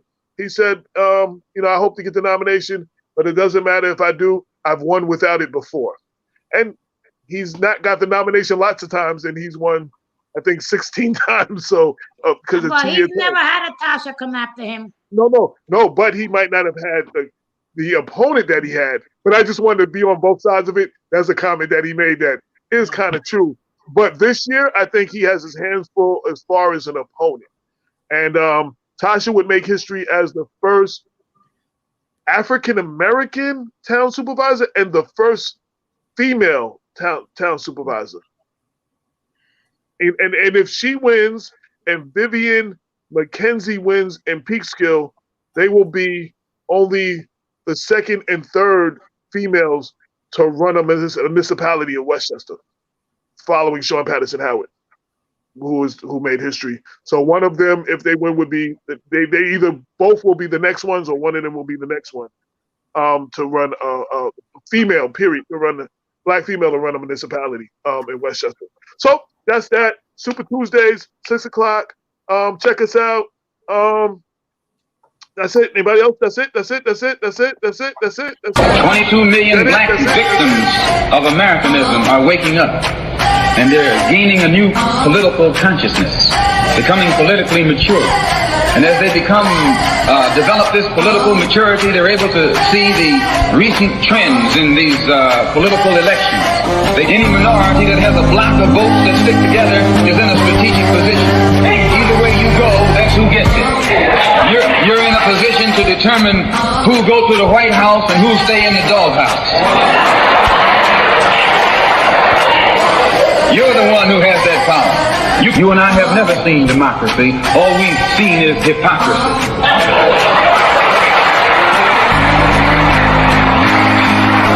When we open our eyes today and look around America, we see America not through the eyes of someone who has enjoyed the fruits of Americanism. We see America through the eyes of someone who has been the victim of Americanism. We don't see any American dream. We've experienced only the American nightmare. We haven't benefited from America's democracy. We've only suffered from America's hypocrisy. And the generation that's coming up now can see it and are not afraid to say it. And are not afraid to say it. And are not afraid to say it. And are not afraid to say it. And are not afraid to say it.